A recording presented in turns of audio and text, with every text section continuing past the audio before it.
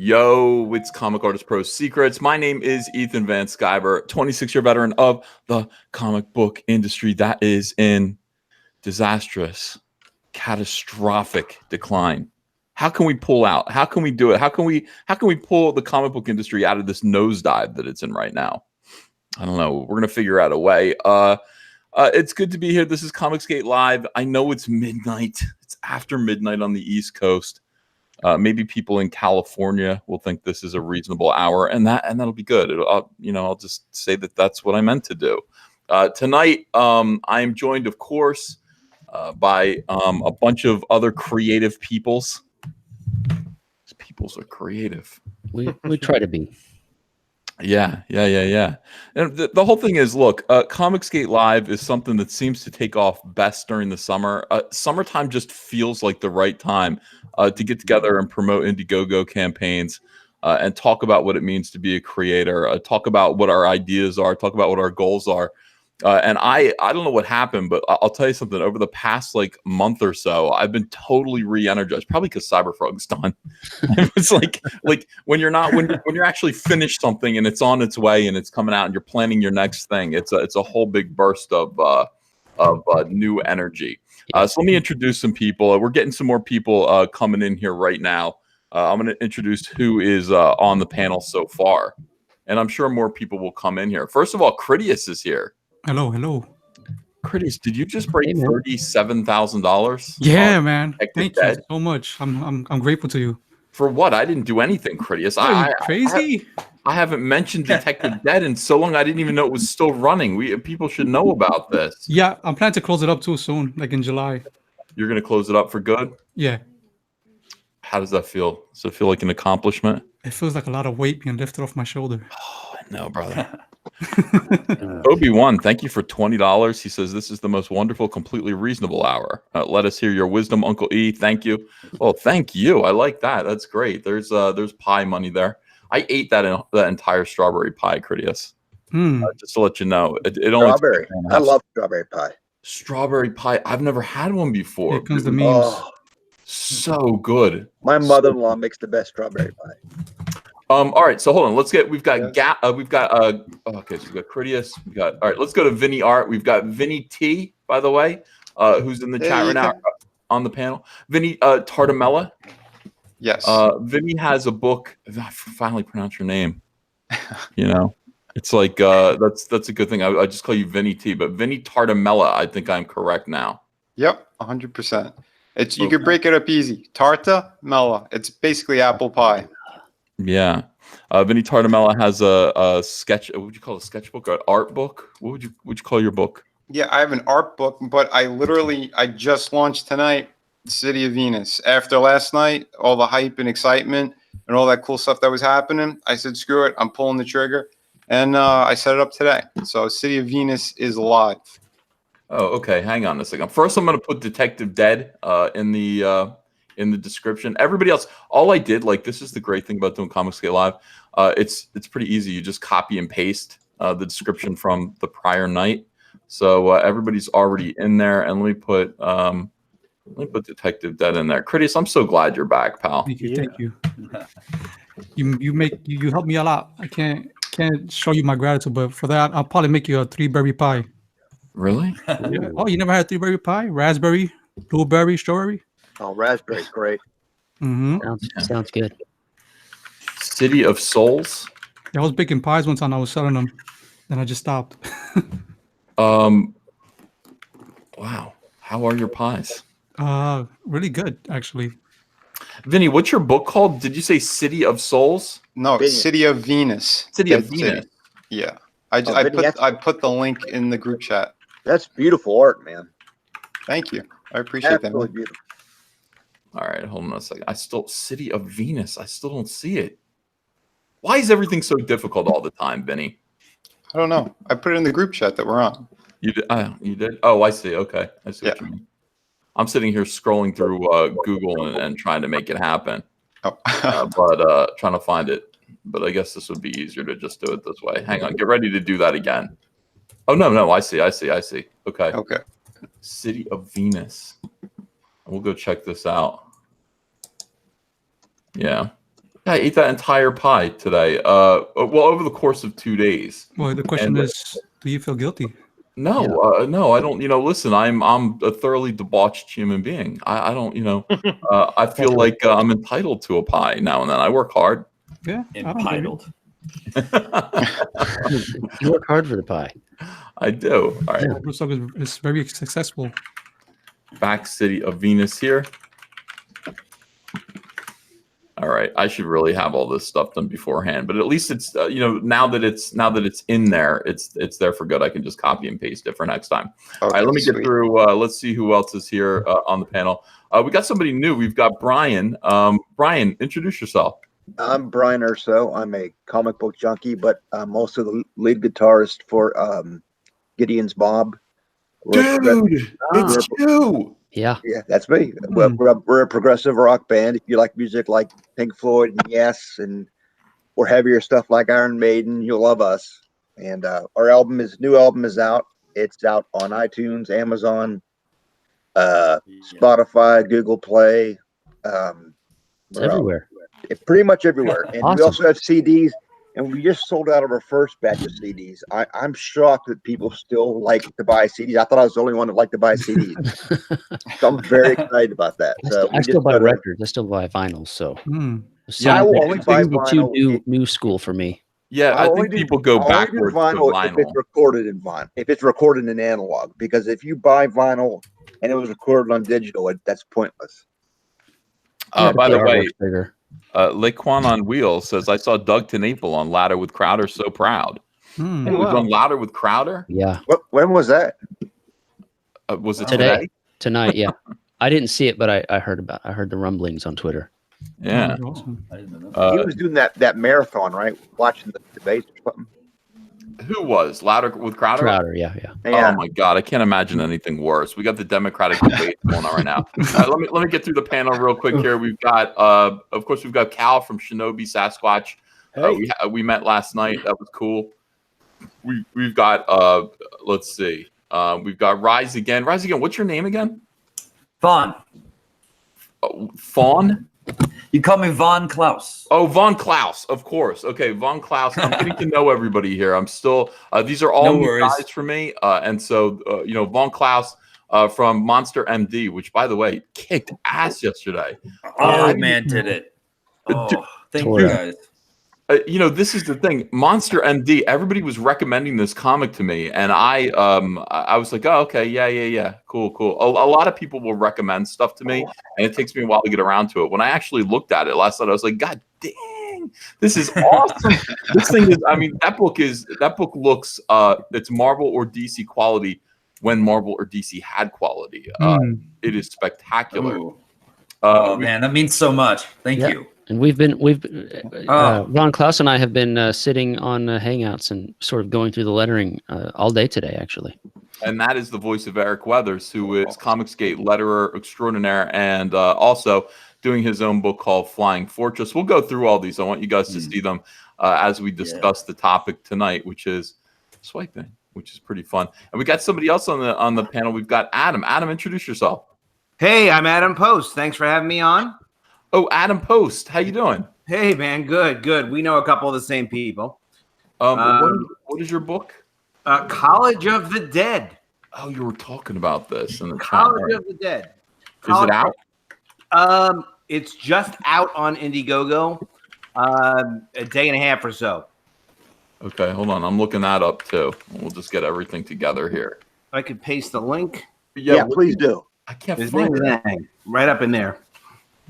Google really should just make this. If you look up College of the Dead on Indiegogo, surely it would just pop up, but it doesn't. And don't call us Shirley. Oh, from the old days. Really? Right. So we'll go through all these. Awesome. Yeah, I was looking at it. It looks like a good book. I like the picture of the football players tackling the guy's head off. I like that. Yeah. Thanks. That's the artist is fantastic, and I got a little help from a couple of friends in terms of putting it together. And we got Kyle to color it. Nice. And I just backed you, Adam. You're set. Oh, you're the man. Thank you, sir. I appreciate it. Yeah, I saw the art yesterday on your page and I loved it. I just couldn't find the damn. Yeah, it's funny because we worked on the book for it was a couple of, you know how these things get. It was a couple of years putting it together. Yeah. And it was just like a labor of love working with a team, getting the thing together. And there's that scene where the college football player is running and it's just so freaking cool. So that was from an interior in the book. And then I showed it to a friend of mine who's a comics editor. And he's like, well, you know, I don't know if you ever met Jim Salicrup before. Nice guy. Yeah. He's a sweetheart and a good friend. He's like, you know, you can't really tell it's a football player. You really should have like a helmet. I was like, he's always right. So I went back to the artist. I'm like, man, could you give me a helmet on this thing? And that was after Kyle colored it too. All right, this is up right now. I just put it up. Look at this. Adam Post, College of the Dead. Let me tell you something. I'm a did I get everyone? Did I introduce everyone on the panel? Did I forget anyone? No, you got us. Okay, good. Let's go forward. Adam Post, College of the Dead. I'm a zombie guy. Like I would go to Walmart. This is, like 10 years ago. And whatever zombie movies were available, I would just buy them. And 98% of them are junk, but like every zombie movie has at least 2 minutes. This is my assessment. Every zombie movie has at least 2 minutes of good zombie, just kick-ass terror in it. So it was worth it just to extract that 2 minutes of, people talk about Day of the Dead, and Day of the Dead is largely, I'm going to get some hate here. It's largely a junk movie, but there's this one great movie, great scene in Day of the Dead when, the humans are all living in a bunker underground, and there's like a car lift that goes up and down to get them into the outside world. And it's like they accidentally drop the car lift, and it's like loaded with zombies. Like, and you're just like, oh my God. It ruins their whole place. Yeah. Your entire, your whole plan for the future has just been totally effed up. Like stuff like that is what I love about zombie movies. Now, College of the Dead, why there hasn't been a movie called College of the Dead already is astonishing to me. Good point. Adam Post, you've got a football player. It says college professor manipulates students during a zombie outbreak to save herself and teenage daughter. Exactly. I live 10 minutes from the Monroeville Mall, which is where the original Dawn of the Dead was filmed. Oh, is that? Oh, yeah. Wait, the original Dawn. Oh, in Pittsburgh, you mean? Yeah, I live in Pittsburgh, and I'm about 10 minutes away from Monroeville Mall. And then, and my dad, back in the 60s, taught at Norwin, and that's where they filmed a lot of the original Night of the Living Dead. Oh yeah, I've been to that mall. That's like a local landmark. They're proud of that. Like they're like, hey, Dawn of the Dead was filmed here at this mall. I walked around there. They had a really good Calvin Klein in there. I was like, oh, this mall is a Calvin Klein. Jag says I paused Motorhead for this. That's how much I love COMICSGATE. Motorhead. What do you mean Motorhead? The band? Yeah, I think he was saying he was listening to Motorhead. And you never pause Lemmy. No. That's a sin. God tried to pause Lemmy. Didn't work. Holland Beyond says Beans LMAO. Jordan Fegley, thanks for $1. Appreciate it. Got to run through these super chats here, guys. Sure. Let's see. And there's one more here. Oh, wait. Well-read user says, he's so fat. When I tell him to haul ass, he's got to make 2 trips. A well-read user. I mean, come on now. He says he's paying to give me fat jokes. He's like, he's so fat. His high school graduation pic was an aerial shot. Oh, it's not true. SSJ Future Gohan says, I backed Flying Fortress and Shinobi Sasquatch. Thank you so much. Yeah. Obi-Wan says, just got got both of my copies of Jawbreaker's Lost Souls today. Wish I had the first issue. Can't wait for my 14 copies of the Frog book and 3 signed Vampirellas. wow. That's you're generous. What the fuck? Thank you for your incredible support, and consider supporting these comics tonight, guys, because these guys I don't just randomly let people on. I've reviewed these guys beforehand, and this is the best of the best. I've got the best of the best when it comes to Indiegogo and me. COMICSGATE. Well-read, no, you too. Believe it. Well-read user says he's so fat he sat on the bench and Greenpeace threw him in. I think he meant beach. Oh, beach. He said beach. Greenpeace threw me in. He's so fat his belt size is equator. No, that's the circumference of the Earth. And he keeps going. He's so fat when he auditioned for a part in Raiders of the Lost Ark, he got the part of the big rolling ball. You mean the boulder that Indiana Jones was that's running brutal. That was an important role. That's an iconic role, though. It is iconic. When you think Raiders of the Lost Ark, you think about that scene. Yeah. You know? Yeah. I'm not that fat, you know. I these guys are exaggerating. You know, I mean, that's the thing. All right, so back to College of the Dead, Adam Post, and thank you, well-read user, for insulting me and sending me about $30. Okay, about to get arrested, a drug-dealing college professor is about to be swarmed by the police. Before they can reach her, a zombie outbreak overruns the college. With her world ending, she will do anything it takes to save herself and her daughter, no matter what. So, so you're the creator of this, but you've got Stephen Petruka.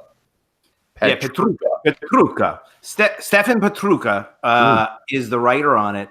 And what he did was he developed it from my high concept with a couple of, I'm kind of like the producer editor on it. You've worked with editors a lot. So, but Stefan is a fantastic writer. He wrote X-Files. He actually worked with Charlie Adlard on X-Files for years. And I was like, wow, that's perfect to work on College of the Dead.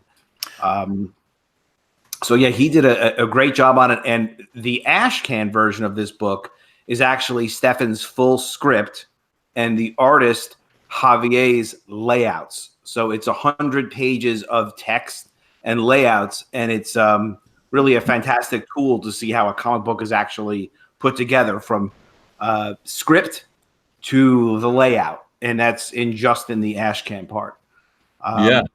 Yeah, and the artist did a fantastic job on it. The guy is he's really terrific, and we really kind of mothered over the whole thing and really watched the whole thing to make sure that the layouts work and the story was good. And it turned out to be a pretty large book too. It's designed where it's 2 large panels per page. So the whole graphic novel is 140 pages. And in there is also some very cool character breakdowns where you've got a character and then a description of each of the characters. And, I've published a lot of comics over the years. I did a lot of comics when I was in my early 20s. My first comic I actually published when I was 16, G.I. Jackrabbits. And that was a lot of fun. And then G.I. Jackrabbits? Yeah, man. In fact, Bunny comics won't sell. I was working on rebooting it with James Hundle a little bit before he passed. Obviously before he passed. Yeah. But anyway, Kyle recolored the cover from the original art. It actually looks gorgeous. And I've got a story take, and I have a story take for before the invasion of the Hornets in the Cyberfrog universe world, and then we kind of get the story after it as well. So I have to send you something on that because we've got a lot of superpowered, strange animals that could fit that universe pretty damn well. It's cool stuff. But in any event, on this book, on College of the Dead, yeah, I always love zombies. I love the idea of it being like a total war zone where drama could happen at any time and everybody was under threat, but you at least knew what the world was, and then you could have character stories with the characters interacting nicely. That's one thing that I like about the original zombie movies, The Day of the Dead, Dawn of the Dead. You really see, like, all right, it's a crazy world, but you know what the world is, and you can see the characters interact in the world. So there's like suspension of disbelief for it to be a wild, crazy world, but it's still like it's a knowable, finite world. And then you got human beings, struggling and fighting, and some of them falling in love, all in the story of it.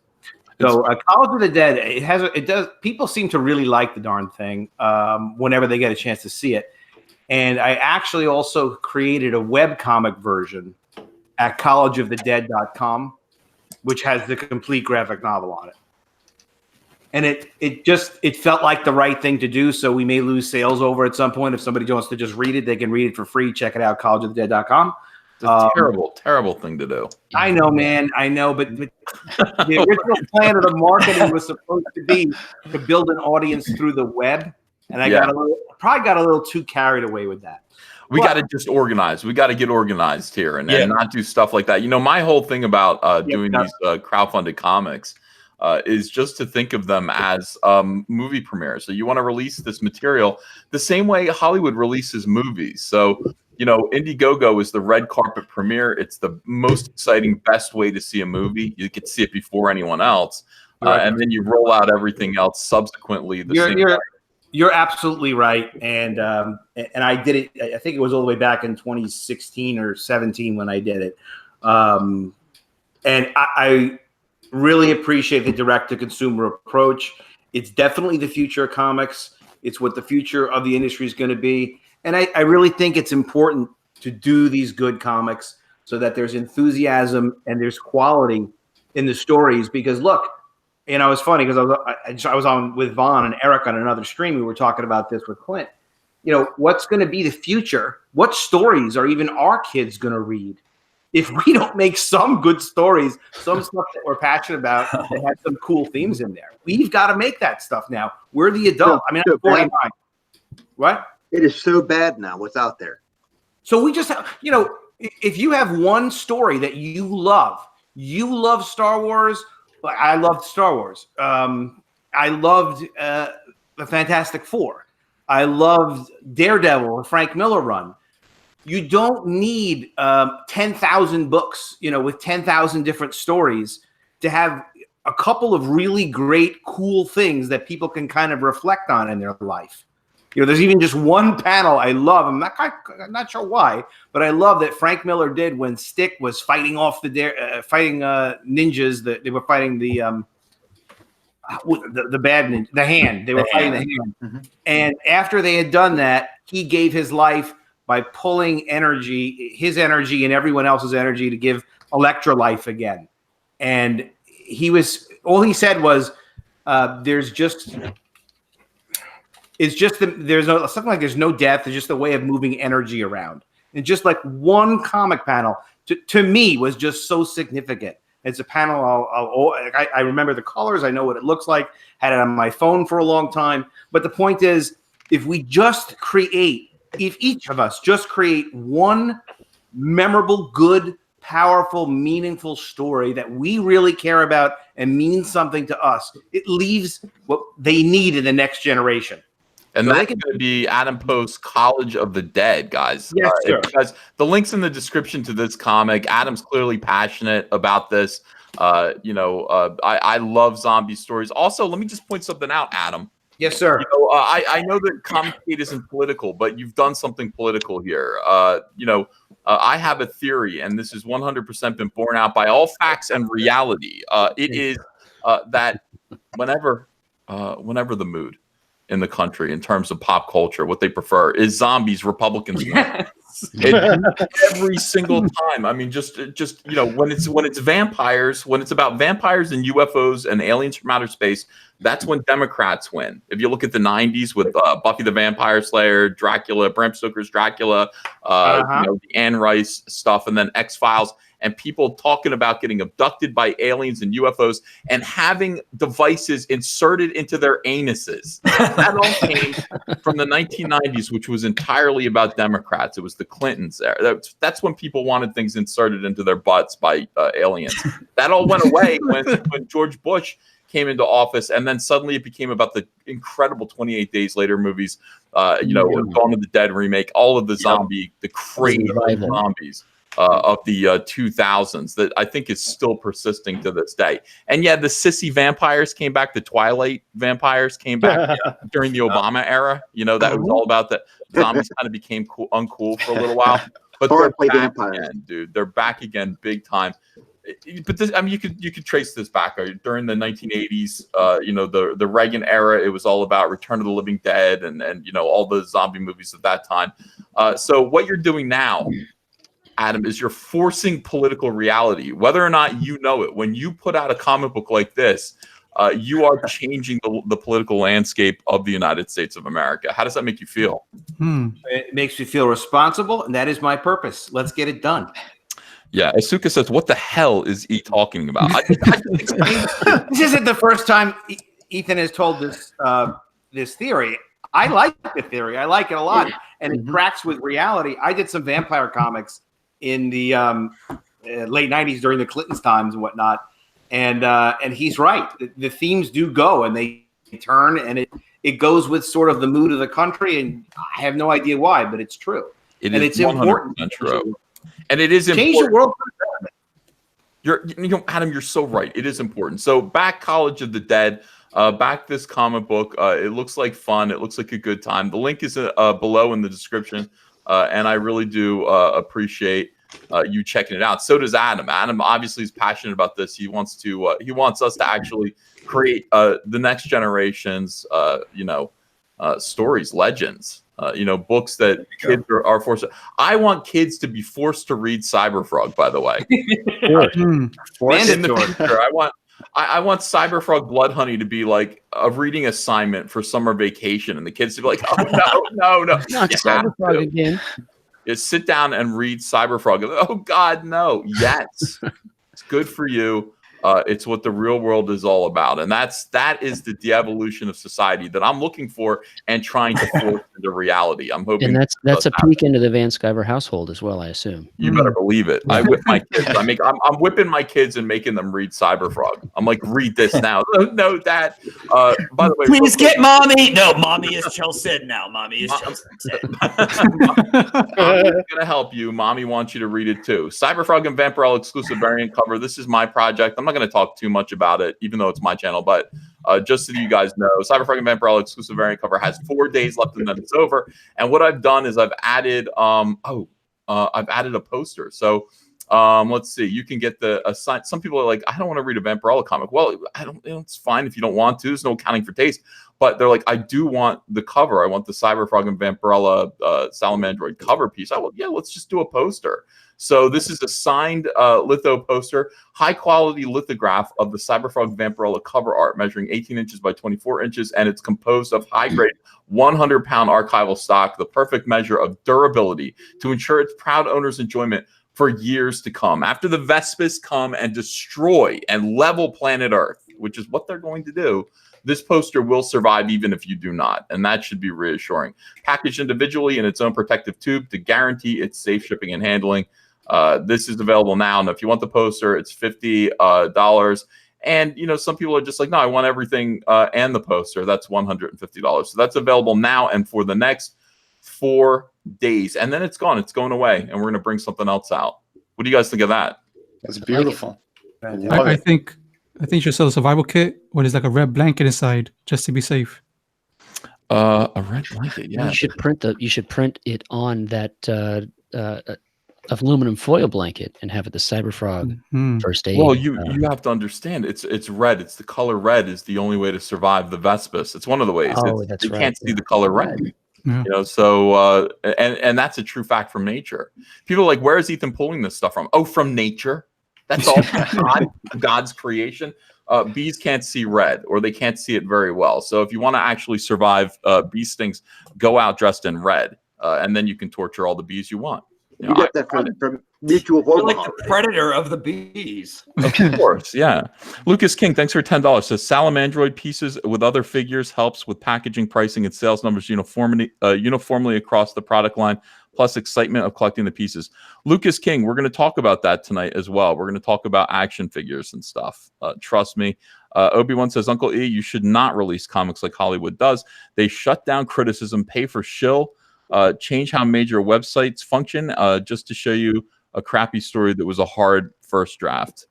God, I aspire to that. I got to get to the point where I can shut down and criticism and hire shill journalists. One day we'll get there. I'm just kidding. All right, so let's look at other things here. We've got Shinobi Sasquatch. Cal, by the way, Cal's book Shinobi Sasquatch is a runaway hit. It is in demand now. So you're still able to get it, even though the campaign's over. everyone talks about this comic. Everyone was telling me, Ethan, you've got to support this. And I was like, what? And I was like, I was drunk and passed out. So I missed during the actual campaign, but I picked it up now. This comic book is incredible. This is what comics should be, in my opinion, because it's a big monster. The art is beautiful. It looks like a cross between. Let me show you this. I guess I can believe this. Some of you guys in the chat might not have seen this yet. Look at this werewolf. Wow. That's badass. Cal, did you know that the other part of my theory, and this is not a lie, you're going to think Ethan's just making this up. The other part of my theory, it's zombies and werewolves equal Republicans. All right, yeah. Well, I mean, you look at the 1980s and you look at Michael Jackson's Thriller. Yeah. Zombies and werewolves. Right. You've got the Howling movies all in the 1980s. You've got Wolfen. You've got American Werewolf in London. Where did the werewolf movies go during the 1990s when Bill Clinton was sodomizing his intern? They went away. I mean, this is a serious thing. They went away, and now they're coming back. So this is a great thing. It's good to promote werewolf. I want it to be a werewolf so bad, Cal. Well, there's a certain way. I'm trying to There's the figure out main one. how you can make a werewolf sexy without it being just a big hairy beast. And That's hard. Like, because you know how vampires win with the sexy in their stories. So you're like, well, could I do it with a werewolf? Like, it's harder than you think. Could you do it with a werewolf? I mean, I think you rephrased that. With the John Malin under the moonlight. Jeg says Dracula films during the FDR era, zombies with Ike and Nixon. Well, I don't remember zombies. Well, no, the Plan 9 from Outer Space had the dead. You're 100% right. And that was Ike. So that was Ike. So that is a Republican. What else? Are there more like that? I mean, well, Invasion of the Body Snatchers was 1956. Kind of zombie. It's about automatons. It's about a swarm of That's And then you had Night of the Living Dead started when Nixon started. That's correct. Actually, it started like it was October of 1968. It literally came out weeks before Nixon was elected president. So these things always, Wow. Yeah, it's the popular mood of society. And the more you look into it, the more you'll see that I'm right about this. Well-read user says Biden is our next president, and then he woke up. Yeah. I'm not watching any of the debates. No. I'm staying out of it. Unwatchable. I don't care who these people are. I don't, it's just like excellent. Now look at this. This artwork, again, this is what I was saying. This is a cross between Dale Keown. It is a cross between Dale Keown, Stephen Platt. These are all names from the 90s. And then the great Sam Keith. Yeah. I don't think you can ask for much more than this. This in particular, the soft delicacy of this cross hatching. Yeah. It's absolutely blows my mind. Yeah, Rob, Rob says awesome. he does three. Rob says he does 3 passes on each line. There's like a million lines. Like, dude, Rob, you might want to maybe do 2 passes. Well, I mean, this is just one thing. I mean, but I will tell you, this panel took all day. It must have taken all day. One day for this one panel, and this one too. Because I mean, just coming in here and drawing this fur texture is a bitch. I mean, I've done this before when I was doing Man Bat over at DC Comics. It takes a long time to do stuff like this, and so That's a good one, by the way. Oh yeah, thanks. When you buy this book, when you're supporting Cal's Shinobi Sasquatch, you're getting quality. This is not some book. This is not some buffoon who was saying, "I did 300 pages of content this year." That's not what it's about. It's not about just shitting out tons and tons of mediocre garbage that nobody wants. If people aren't enjoying the work that you are producing, producing more of it is not better. Right. What this is the thing. Everyone settle down. In a comic book industry in which the shelves are constantly just overflowing with garbage, everyone take it back. You're not going to make more money by producing more stuff that doesn't sell. Yeah. Produce something with your heart and soul in it that you can that people will actually enjoy. And I think you're going to make money producing less actual work, but working harder on that work. That's just a theory of mine. Some worthless SJWs disagree with me. That is why they're SJWs. They don't really understand. They're worthless. Yeah. So we've got this book here, which actually just represents someone's heart and soul. This takes time. This takes effort. This takes talent. Look at every aspect of this drawing. Look at this little demon here. This demon would take 7 hours to draw. Just pulling. You can see the exertion on him. You see this guy back up here. All of this. This is just gorgeous cartooning. Look at the lighting under here too. Sorry, Cal. I know you didn't draw that. It's cool, man. No, it's cool. I'm just as floored as everyone else with Rob, and I'm pinching myself every day that I got him to work on this with me. Yeah, this is the book. Astonishing Mother Effer says, "Are you picking on Mike?" No, that's not who I was picking on. I was picking on somebody. Go to my Twitter timeline. You'll figure it out. This is extraordinary. This is absolutely extraordinary. It's beautiful. So at this point, where are we at with Shinobi Sasquatch? We're at $32,260. If you haven't backed this one yet, this one just keeps moving. Like I watched this kind of go up yesterday from your appearance. This book is just a runaway hit. If you don't have this yet, make sure that you do get it. All right, we talked about this yesterday, but let's talk about this again. If I don't want to miss anything that you are putting out, which level do I back at? So that would be the stylish swag. That's $60. You get the book, you get a T-shirt, you get a print of one of the best, whatever Rob and I decide is the best splash page in the book, and then you get an 11x17 poster and 3 trading cards. So you get sounds great. Yeah, everything that's not like original art. You get that in that tier.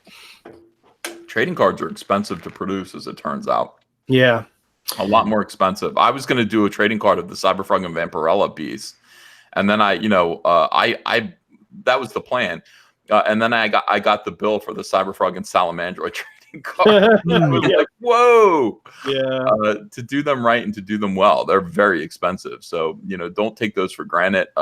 People in the chat, everything that's being produced here, that's being offered to you at this $60 level, you are going to enjoy it. This is one of the books that you're going to read and enjoy and hope for the next issue. Yeah. You can make that next issue happen by supporting the first one. So the link is in the description below. Make sure that you check out Shinobi Sasquatch. What is it about, Cal? So Shinobi Sasquatch is about a Bigfoot who was trained as a master ninja and then later contracted lycanthropy. So he's a werewolf ninja Bigfoot, and he kind of patrols the forests of the Pacific Northwest, fighting all kinds of demons and monsters and things. Book 1 is him trying to thwart the plan of this evil kind of like old god worshipping cult. They're called the Awoken Soul Society. You can abbreviate that as ASS if you'd like. And they are led by the guy on the cover, actually, in the background. His name is Wade DeMarco. If you do a little switching around, you can see where I got that name. And he is kind of like the Pacific Northwest chapter's, the leader of that cult in that region. And he's got a plan to steal the souls and the minds of everyone in the region, mobilize them as a zombie-ish army. There's our zombies again.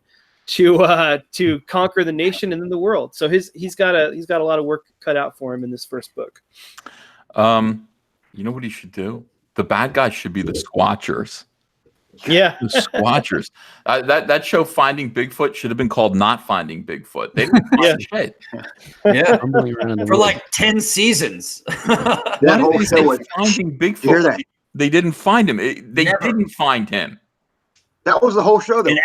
And you hear that? Every episode, they'd leave the forest like, man, that was some squatchy woods. Whoa. Did you hear those noises in the shadows? Whoa.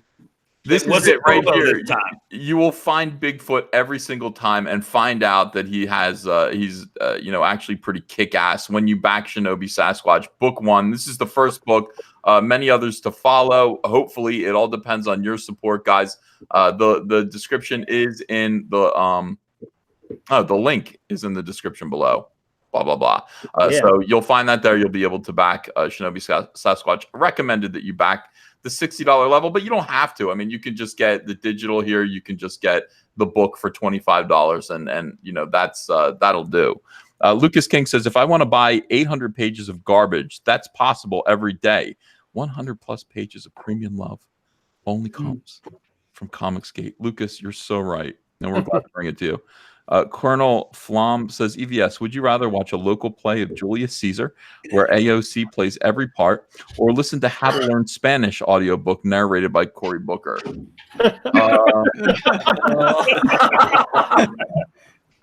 That is dreadful. Is cyanide an option?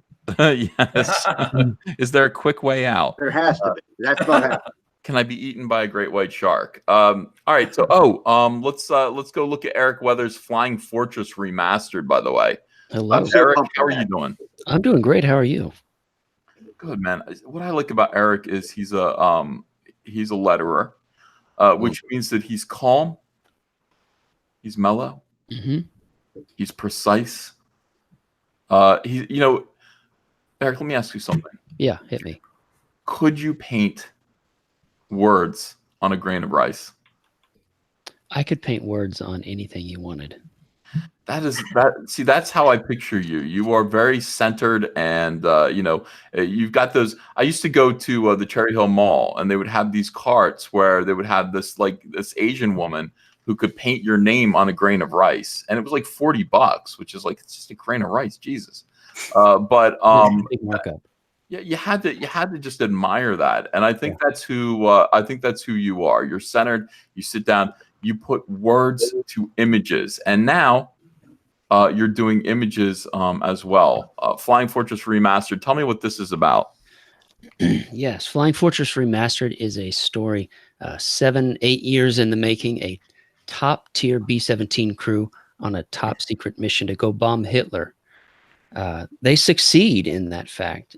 They end the war, but unfortunately on the return trip, they're shot down by an experimental enemy fighter and crash land in the Middle Ages. And the war they thought they ended just opened up a whole other can of worms. There's a Nazi mad scientist who was one of these Thule Society guys that found some alien technology and sort of went underground with it and made this whole army that he calls the Infinite Reich, and they're hell-bent on taking all of the things from the other dimensions and building up a strong army to just control everything. And it's up to our plucky band of airmen to make sure that doesn't happen. Some people are asking if this is based on a true story. Absolutely. Yeah. You can go into your library and those little machines where you flip through the old newspapers. Yeah, and you'll get the spoilers of the story. This isn't true at all, Eric. You invented this this pretty incredible story. Now I'm going to scroll down and just show people some of the artwork. By the way, everyone is getting Kyle Ritter to color their covers. Yeah, and I mean, why not? I mean, it's money well spent. Yeah, Kyle is really good. Yeah. Look at this, and you can draw airplanes, bro. Thank you. How do you draw these airplanes? Well, earlier in the book, you do it the old-fashioned way. You do it the current way of 3D models, but then you actually learn how to draw them, and you can sketch them out. And then if you need a little help, it's just like drawing a car. If you need a little help, the reference is there. But I try to put some finesse on everything so it doesn't look like it's like you traced fake. Yeah. I need a lot of help with this. I'm drawing airplanes is almost impossible. Like this page right here you're looking at, it was all photo reference from the model I have up over my shoulder here. So, is that right? Yeah. So I built a 3D model because I was like, we took it to cons and it was on the table. It was just sort of like an attention getter. You need an attention getter sometimes. And we had that model up there and tried to get a printer to print the Bombing Betty decal, printable decals. They don't work. Don't even try. But yeah, that a lot of photos were taken of that, and I actually got a tour a real B-17 a few years after we started the book, and got some real good reference there too. So it just takes a lot of research.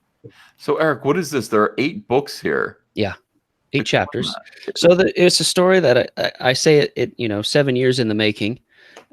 We started in 2011 as this sort of jump out of the airplane and catch the parachute on the way down in terms of making a comic book. I always wanted to be a comic book artist. And we had some, me and a couple of friends were like, hey, wouldn't it be cool if we made a comic book? So we threw these ideas around, and Flying Fortress is what came out of those ideas. And I really just sort of I elbowed my way through all of the mess to sort of make it happen. And it was several years of, in your time off after you're doing your day job or whatever, and you just put pages in, you write scripts, and then you color it, and then you letter it, and you put it together, and you slap it together for a convention, and you try and convince people that it's a fun book. And the best part about it is you come back the next year with a new issue, and the people you saw last year were there picking up the new one. It's great. So that is rewarding. That is awesome. Like, when people are actually sticking around and coming back for the next issue, you know that you've got a hit. Yeah. Now, last time, let me see if this is still up here. Of course it is, right? You've got the, oh my God, dude. Oh, I forgot about this right here. This is beautiful. This print, who drew this? What was the guy's name? Ted Lehman. And he may be in the chat. He's at Twitter at Lehman Ted, LEHMANTEDD. I believe it's 2 Ds. Yeah. It's down underneath there. It says I gave credit, just under caption underneath the image. So nobody can draw better than this. I know. It's not possible to draw better tin this. I don't think. He sent that. He was like, I got a DM. He was like, hey, if you'd like some fan art that might help the campaign, here. I was like, sure, yeah. All the shells. And secretly, I'm like, man, this is better than anything I've ever drawn. That's like the whole thing is awesome. Like that perspective is awesome. All the shells and stuff. That's amazing. Yeah. Incredible. Yeah, you can't beat this. This is fantastic. So this is a print that comes along with the with one of the packages that you can get. And actually, it's at the $25 level. At the $25 level, you get 4 random prints, a bomber patch, you get the bookmark, and do you get all 3 of these? Or yeah, those are the guaranteed things you get on the left there, the patch, the Tucci print, the Lehman print, the Bombing Betty, the bookmark. And then I have like I've said, I've done conventions for a while, so I have my popular prints that what are left over. I have stacks of them, so I figured why not? We just have it sort of like a grab bag special. It's more of an add-on tier, but if you want to back digital and then get some prints, or if you want to just get extra prints for decorating your wall in Flying Fortress, I mean, that's the way to go. Awesome. All right, so basically I think though the best tier to back, what did we decide? Was it $50? 50, I'd say 50, maybe 75 if you like a head sketch, but 50 is. Oh my God! What do you? Yeah. For $75, you can get everything. You get the book, you get the print, you get the Lehman piece, you get the Billy Tucci piece, a bookmark, a patch. But this is the star of the show. You get a little sketch. Yeah, and that's limited to. There's only 50, and there's I don't know, 20 of them or so that are taken, somewhere around there, and 15 or 20 that are taken. So that's a limited tier. So that's why I say the 50 is the best one, because eventually that one will be sold out. Yeah, that's incredible. So yeah, this stuff is still available. You've got a few $75 tiers left. Let's just take a look here. Oh yeah, there are 50 of them possible, and you've got 14 of them. Dude, right now, I mean, at $75, when essentially your everything in this package except for the sketch is $50. This little sketch is $25. You got to be kidding me. That is a deal and a half. That's incredible. So get a sketch from Eric Weathers. Eric letters every single book, pretty much, that COMICSGATE puts out. It's a thankless task. It is. Thank you. I love this community though, because people are like I'm a letterer, right? And I've got people like, hey, is Eric going to letter your book? It's like a thing now, right? So it's nice. I've actually been lettering Monster MD while we've been chatting tonight. So K-Sis wants to know how many pages the book is. it's over 200. It's just story. We have an ash can that we put together. That was the first book we put out, was 8 pages. That'll go in there. So with covered chapter breaks like you see in a lot of graphic novels. I'm looking at, I believe just story is 208 to 216. I forget the official count. So that story is that much. And then we want to put a lot of stuff in the back. There were pages that were drawn that were cut, storylines, behind the scenes, sketches, character drawings. Hopefully we can add a fan art section. Looking at print quotes, there is a limit I would like to put on the page count, but we're looking towards about 250 with everything together. So wow, I love it. It's going to be a hefty book. All right, so Backflying Fortress, the link is in the description below. No wonder you have a bookmark. I mean, that's You're going to need it. Yeah, it's like a novel. You just settle in it and really enjoy a big story, well told. So I'm pretty excited. That's a bookmark. If I could share, that's a bookmark I painted a while ago, actually. And I thought maybe I'll do a B17. Let me switch over here to this. So this is the bookmark. Hold on a second. Let me find. Oh, I got you. Okay. Yeah. Wow. So this is a painting I did. I like airplanes, so I did a bit of a P-51 being chased by an Emmy. By a BF-109 over France. Just a lot of fun. So It's gorgeous. that's going to be the That's bookmark so you cool. get. Yeah, That's awesome. that is Just beautiful. awesome. It's crazy. All right, hold on a second. I got to put a couple new links in the description because the creator of Iron Skies is here. Yeah. All right, hang on a second. And then we're going to get right back to this. All right, beautiful. All right, so Flying Fortress Remastered is available now, and it's funding. I mean, you're still in your funding process. It hasn't gone to in demand yet. That's correct. You've only got 9 days left.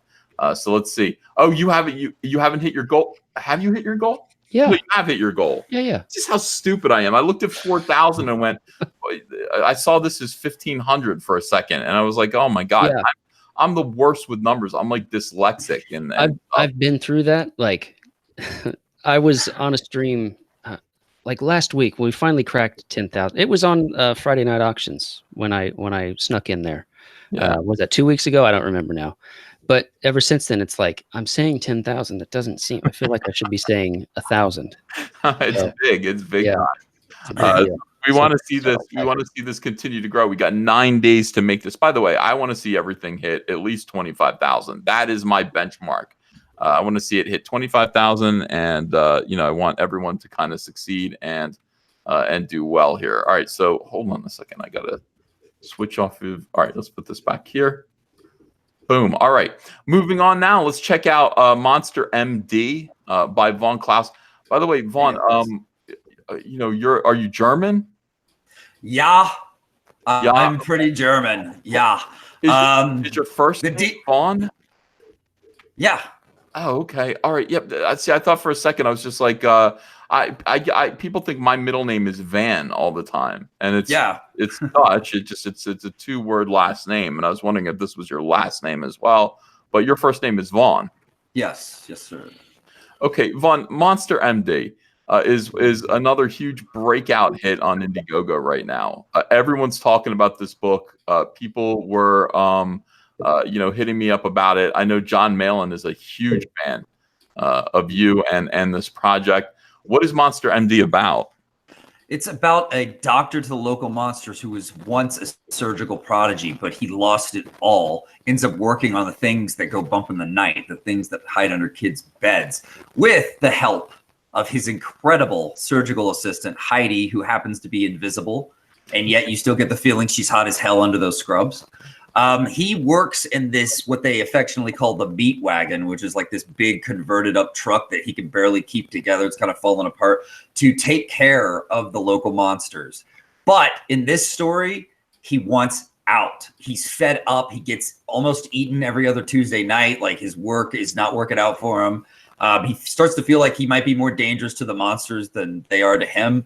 Things are not working out when suddenly Heidi gets kidnapped by the masked madman who ruined his medical career, ruined his life already once, and took off his arm. So this is a story about a guy who's got to confront his worst fears, got to find his place in the world. And it's just got nothing but heart and soul and some of the best art I think you're gonna see right now in indie comics. Yeah, a lot of people are comparing the art to Scotty Young. I think there's a lot of Joe Madureira in there, but this is pretty animated. Like, you know, when he kicks the van open here, you feel it. The color is absolutely gorgeous. Great storytelling. This is one of my favorite gimmicks. We talked about this yesterday. It's like the Invisible Woman is smoking, so you can see her lungs as they're full of smoke. By the way, that's a nice warning, isn't it? You know, it's like that's reality. Yeah, smoke black and like you know, I don't know. How do you make that look? A little char, little tar in there. You could actually see the air sacs just you know dilating. But this is dynamite artwork. It's just funny. It's humorous. It's cool. It's scary. And you said sack. Yeah, I think I think it's okay for kids. I mean, even though there's some violence in it, there's some gore. Yeah, it does get pretty gory. The dismemberments start happening a little later in the book. I like to build up to my dismemberment, you see, and the decapitation and all that stuff. So it turns into that way it can have that kind of more monster movie feel. Because a lot of people have said this is like adult Pixar, you know, when they check it out. Yeah, look at this, man. Look how great this looks. So this guy's the Golem right here we're talking about. Yeah. Oh A bunch of clay and corpse parts turned into an automaton to guard something. Jeez, that's so cool. It's just so good. Well, you know what? I mean, when people say it's too gory for 12-year-olds, I just want to remember, you know, first of all, being 12. And being 12, I was watching horror movies nonstop. Yeah. You know. Yeah, me too. Krueger and all that stuff. In the 1980s. And also kids today are playing video games. Like, I think we tend to talk down to kids a little bit and think that they are like, I think as adults, you lose track of, you know, where a 12-year-old's mind is. It's like, I was drawing dinosaurs eating people, you know, ripping them apart when I was 12. Yeah, for me, it was motorcycles with spiky wheels, dudes with mohawks with flamethrowers torching each other. It was horrible. Like, the more Mad Max and violent, the better. When my dad first took me to my first comic book store ever, he was like, "Here, would you like some of these Uncle Scrooge comics?" And I was like, "No way, dude. I'm taking Wolverine and The Dark Knight Returns, and see you in the morning." Yeah, of course. You know, Ninja Turtles too. Ninja Turtles for sure. Those original ones where they, you know, blow the shredder up in the first issue. Oh yeah. Unhinged says, Eric, do your planes ever move herkily jerkily? Do you get that reference or no? It's familiar. Oh, that's Chuck Wendig. That's Chuck Wendig describing a TIE fighter in midair. Herkily jerkily. So you know. No. You just fit These are the smooth new operators. covered boot. Just stop it right now. Funny. All right, so look at this. Monster MD. This is what I guess the book looks like itself. Yes, sir. Yes. And then down here is the official sketchbook. Colorblind. What a great. That's a good gimmick name for a stripped down comic. Colorblind. Monster MD sketches, designs, scripts, page layouts, notes by author. Obviously, you want to get this too. I mean, this is, if you're getting this, you should probably, if you can afford it, get one of these as well. And inside you've got all the sketches. Look at the thought that you put into this. Very. Yeah, well, Marco helped make this come to life, but yeah, I really wanted this to be the best thing I've ever made, and so I just refined the vision of Monster MD over and over and polished it till the chrome came off, so to speak. So it's been part of the fun is not just releasing it for you guys; it's been making it. It's just been a blast. Yeah, I hope that comes out in the final product. Yeah, I'd like to do another book. After please! It looks fantastic. You got to do more of this. Unhinged Crank says Van means pie. Does Vaughn as well? It doesn't mean pie. It means from. And you know. Let's see. Unhinged Crank says Eric Weathers is the new John Costanza. What? John Costanza? You mean John Constantine? John Costanza. Comics Exposed says, did you have to kick Nasser and Yellow Flash tonight? By the way, that was the biggest hit of yesterday. Those of you who weren't watching yesterday, Nasser Rabadi came on the chat, and there's a little bit of static there. So Yellow Flash popped in to scream at him, and everyone has clipped that out. Yellow Flash screaming at Nasser has gone viral, and people appreciate that kind of drama. I immediately told them both to get out. I think. Well, Nasser left eventually of his own accord, but that was very, very, very interesting. It was fun. Old school COMICSGATE. Guys, last summer, that's the kind of thing we would have done all the time. Yeah. It's like we mixed the drama in with promoting the comics. And we'd have Doug TenNapel yelling and screaming. The awkwardness of it. Hey, Ethan, I was in the studio last night. I missed it. Is it on your channel? Can I still hear it? Yes, it's like 13 minutes in. If you want to go watch last night's live stream, Yellow Flash just gives it to him for like maybe 10 seconds or so, 20 seconds. And before I tell Yellow Flash, this is not the time or the place, and that's it for that. But it's people who enjoy that kind of thing enjoy that. But yeah, we would do this kind of thing, and then there would be this Paul in the whole, like, it's great to listen to now, but it's just like when two of us are screaming at each other and fighting, and one of them is crying, which is what tended to happen last year. It was awkward for everybody. So I'm like, I think I want to change that if we can avoid fighting with each other while we're talking about our comics. That would probably be best. Let's talk about cream pies too, please. No cream pies. Ew. Frank says John Costanza, the great letterer. Oh, John Costanza is a great letterer, Eric. I just did a little Google. He was a letterer and an artist, and he worked on Swamp Thing and as well as many other Conan and Doctor Strange and lots of stuff. Thank you for that. Yeah. Thank you. That's kind. We got Monster MD. You're going to get this print as well. Nice print of the Invisible Woman here, and look at that. These are uncolored pages. They're just still beautiful and readable. Yeah, I made little collages to show people some of the great monster cameos we have going. If you like it, we might have it. It's a pretty good chance. Yeah. Wait, so who did the Invisible Woman pinup? That's Zashi. Is that Zashi too? Yeah, she did that for me. That's awesome. Fantastic. Yeah. Okay, so all the way down, this is great. I mean, I think at this point everyone is going to want to back this. Which level do you think is the best for them to just get one of everything? Go for the $65, the comic sketchbook and poster. So you get all the art and you get the fun sweet pinup of Heidi. $65 level? Yeah. 65, yeah. You get the comic, you get the sketchbook, and you get the poster, and that's one of everything. And then there's also, you can get the T-shirt as well. That T-shirt is metal, man. I love that. Yeah, yeah. That's the attitude of this book. I got to tell you, it's fun, it's punky, I think the art reflects the energy well too, the movement and everything. It's rock and roll. Oh. Almsey says, EVS love you. Can you get the word out that Anna's sis is missing, aka that Star Wars girl? Yeah, Anna, that Star Wars girl, her sister is still missing. Her sister's name is Ellen.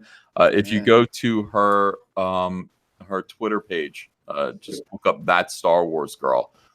You will find, or just look up, Anna's sister is missing on Twitter, and you're going to find photographs. You're going to find all of the information that you will need in case you run into her or in case you have any information to contact the family and let them know. The community is very, very worried about it, and it is a thing. Yeah. Yellow Flash 2 says, never interacted with Cal, and I am blocked. Cal, did you block Yellow Flash? Yeah. Yeah, okay. You don't have to say anymore. You don't have to. There you go. I'm trying to cut drama out of my life, that's all. Okay, all right. So Von Klaus is Monster MD. If you want to back this, the link is in the description. And look, boom! Look at this, 29. We are right on the verge of hitting $30,000 for Monster MD. We got to push that over. Yeah. Yeah. If we hit 30, I'm gonna release a bonus story of Heidi's backstory of who she was before she was turned invisible. Oh, that's awesome. Yeah. You're gonna catch Shinobi Sasquatch soon, Vaughn. It's awesome. Let me see. Or Shinobi Sasquatch. Oh, it's a 32. Yeah, I hope so. It's like the thing about it is we want everyone to succeed. Everyone should kind of. I like it when people do really, really well. I'm happy about it. We've got a big success going on right now. Doug Tenaple, I think Earthworm Jim is like 350 or something like that, $1,000. That looks familiar to me. You know what I mean? Like a hit like that looks familiar to me. I remember like crossing $250,000 and just being like, oh my God, with Cyberfrog Blood Honey. So, Earthworm Jim probably going to be another big hit. Could be the first 7-figure campaign. God, we got to do that. We got to get to 7 figures. Yellow Flash again says a little bit of Marvel in Soy Boy Cal. Okay. So, all right. Yellow Flash once again. my first interaction was last night, and that flavored it wrong. So sorry, Yellow Flash, man. Yellow Flash is cool, but Yellow Flash is out there to fight. Yellow Flash, by the way, Yellow Flash is leading. Here's the thing about Yellow Flash. Let me just say, Yellow Flash is the guy to have on your side when you are fighting SJWs. Yellow Flash took up Vic Mignogna's cause. These SJWs, their entire purpose in life is just to destroy your life. That's all they want to do. I mean, they will band together. They'll pick someone, they'll isolate him, they'll swarm him, and they'll just try to destroy him. They decided that they wanted to do this to Vic Mignogna, who's a voice actor, anime voice actor, Dragon Ball Z. And let me tell you, it's a devastating thing. It's a really devastating thing that's, up until recently, we just didn't understand and didn't really know how to fight back against. But we figured it out. And I think, COMICSGATE, COMICSGATers, Weeb Wars, I think we're actually doing better than Gamergate did at fighting back against SJWs. And Yellow Flash is just a one-man wrecking crew. So he's someone who, if you're being chased down by SJWs, he's someone that you want on your side. I love Yellow Flash. Yeah, people love Yellow Flash. I think he's misunderstood by some other people. GR People says, why does Cal start drama then instantly block people? Will he handle the refund he's dodging? He blocked the gut asking for a refund. What? Oh, I just processed a refund. Yeah, so I don't know what they're talking about. Okay, it's all right. Lucas King says, missed my last super chat. I'll go back and I'll get all the super chats that that I may have missed. Let me just scroll back real quick. We got that. We got that. Yeah, a lot of people are loving on Eric and his lettering, and that's a good thing as well. Thank you, everybody. All right, so Eric is the hooker of COMICSGATE, right, Eric? that was like, hey man, if you're paying, I mean, COMICSGATE. Okay. Wait a second, how? Work it. Yeah. Hey, Curtis, when does Detective Dead come out? I can't wait for that. We plan for October. Oh, perfect. Nice. Yeah. That's okay, perfect. I have to clear the air real quick. Go. I was when my campaign launched, Zach and Ethan, you and Zach were on a stream, and he mentioned, Doug. I was on Doug's show, and he helped me get day one, and that was awesome. But Zach was talking about me because DMs were going back and forth, or Facebook posts, or whatever, and he was talking about my lettering, and Eric's great. He's lettering the book, and I've got him lettering Devil Dog, which, by the way, that book is amazing. Right. That art's going to blow you guys away. But he mentioned the Jawbreakers fuzzy word balloon fiasco, if you will. But he made it sound like he wasn't saying it was my fault, but the way he said it made it sound like it was my fault. It was not your fault, and I happen to know a little bit about that. No, I know. I'm just trying to. I heard that. I was like, oh man. So I was basically what the way he said it was. Yeah, I hired Eric to letter Jawbreakers, but we had that lettering issue. And then he said, so I hired a new guy, and everything looks great. But what he meant was he hired a new pre-press guy. Oh, so It was 100% a pre-press issue. I know because I'm friends with Mark Maz, who was trying to help Zach with it, and I was a little bit behind the scenes trying to work with Mark and give Mark I'm So sitting totally here- not you though, Eric. Totally no, not. and I saw it. I was like, man, it's like they use the JPEGs or something. Because I was looking at, I'm sitting here like watching my campaign go and thinking, oh, cool, Zach's saying something nice. This might help, you know. And then I hear that, I'm like, phrasing, man, that kind of. Yeah. Zach just he didn't even know himself. He didn't. No, I know. I'm pretty sure he didn't mean that. No, I know he didn't. It was just the way it came out. I'm like, man, this is killing me. You're killing the smalls. Yeah, I think you're probably okay there. Zach is a stickler, by the way. Like he got his book back, and there was, it wasn't just the lettering. There were blurry effects on the art itself, and so a lot of just sort of weird kind of digital artifacts showed up in the work itself. So he wanted to send it back and just get it right, just for his own peace of mind. And I'm glad he did. The Jawbreakers book is shipping. So. All right, let's see here. We've got some more super chats, and all of them are negative. Let's see. Yellow Flash says, I plan on backing most of these books except Cal's. Cal, you've made an enemy with Yellow Flash. You guys, you got to work it out. Cyborg Valkyrie says, Caesar about Yellow Flash. He came in like a wrecking ball. Dude, absolutely. Yellow Flash knows I love him. Barb Rogers says, Yellow Flash is the hottest Flash. And Yellow Flash 2 says refund Soy Zorro. Soy Zorro. GR People says hail Yellow Flash, F Cal the cuck. You too, Cal, you're not a cuck, and not F you. Jack Straw says Flash, Savior of the Universe. Unhinged Crank says Eric gonna cry. Don't. Who the theater guy here? So Eric, you're not gonna cry. You're not that upset about Zach, are you? No. I was just trying to clear the air. I'm not Mike Miller. I'm not Mike Miller over here. Really friendly chat tonight. Fanboy Lando, Switch Hall Dong Lover. Oh no, Nasser should low key clean up his mess. Nasser. I haven't heard one kick Nasser tonight. Yeah, he's not here. I don't think. No, but I'm saying, but nobody said kick Nasser. Usually, I hear it.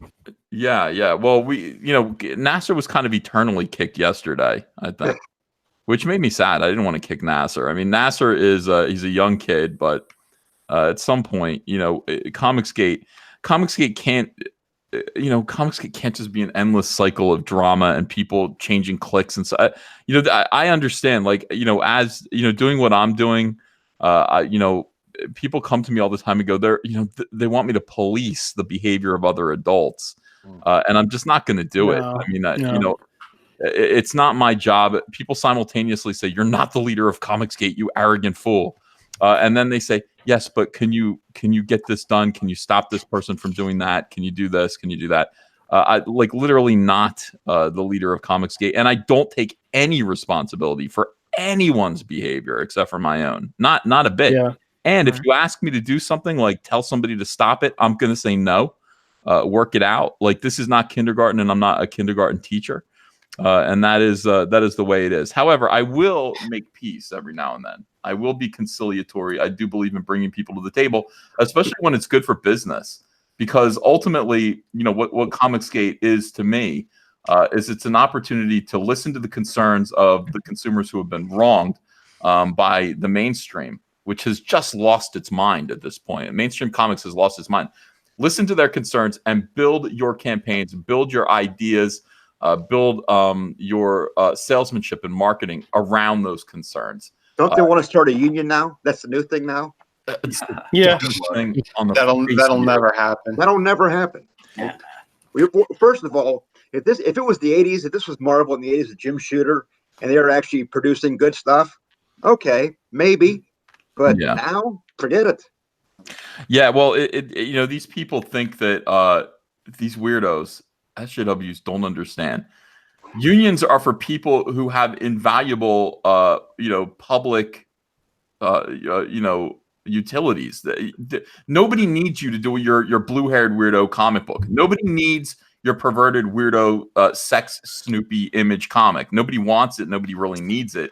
And therefore, unionizing just means you're all fired. We'll get the next batch of people to come on board who are not a part of your union. And you can call them scabs all you want, but they're not going to cause trouble. The idea that these weirdos think they're owed permanent jobs in comics and that nobody should be able to fire them for their ridiculous behavior is absolutely absurd.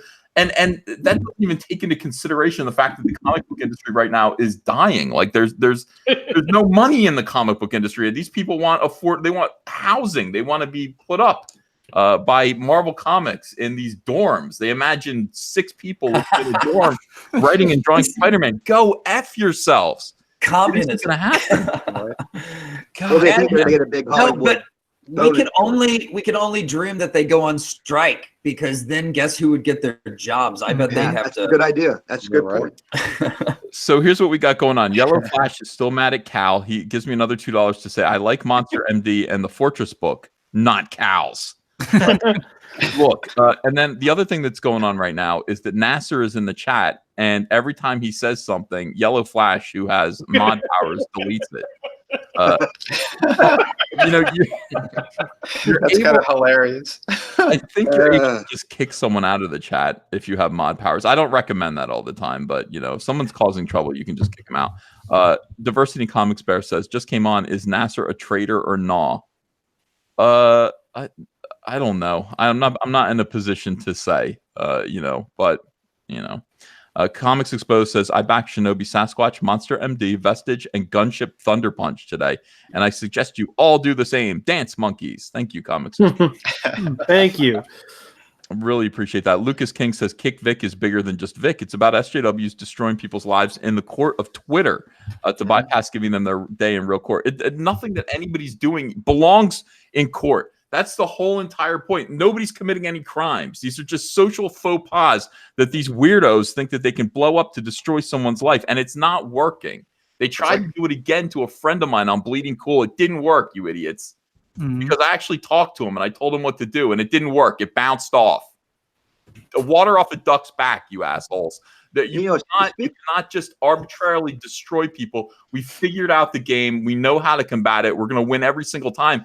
And if you keep doing it, we're going to come after you. We're going to come after you and expose you and hold you up to public scrutiny.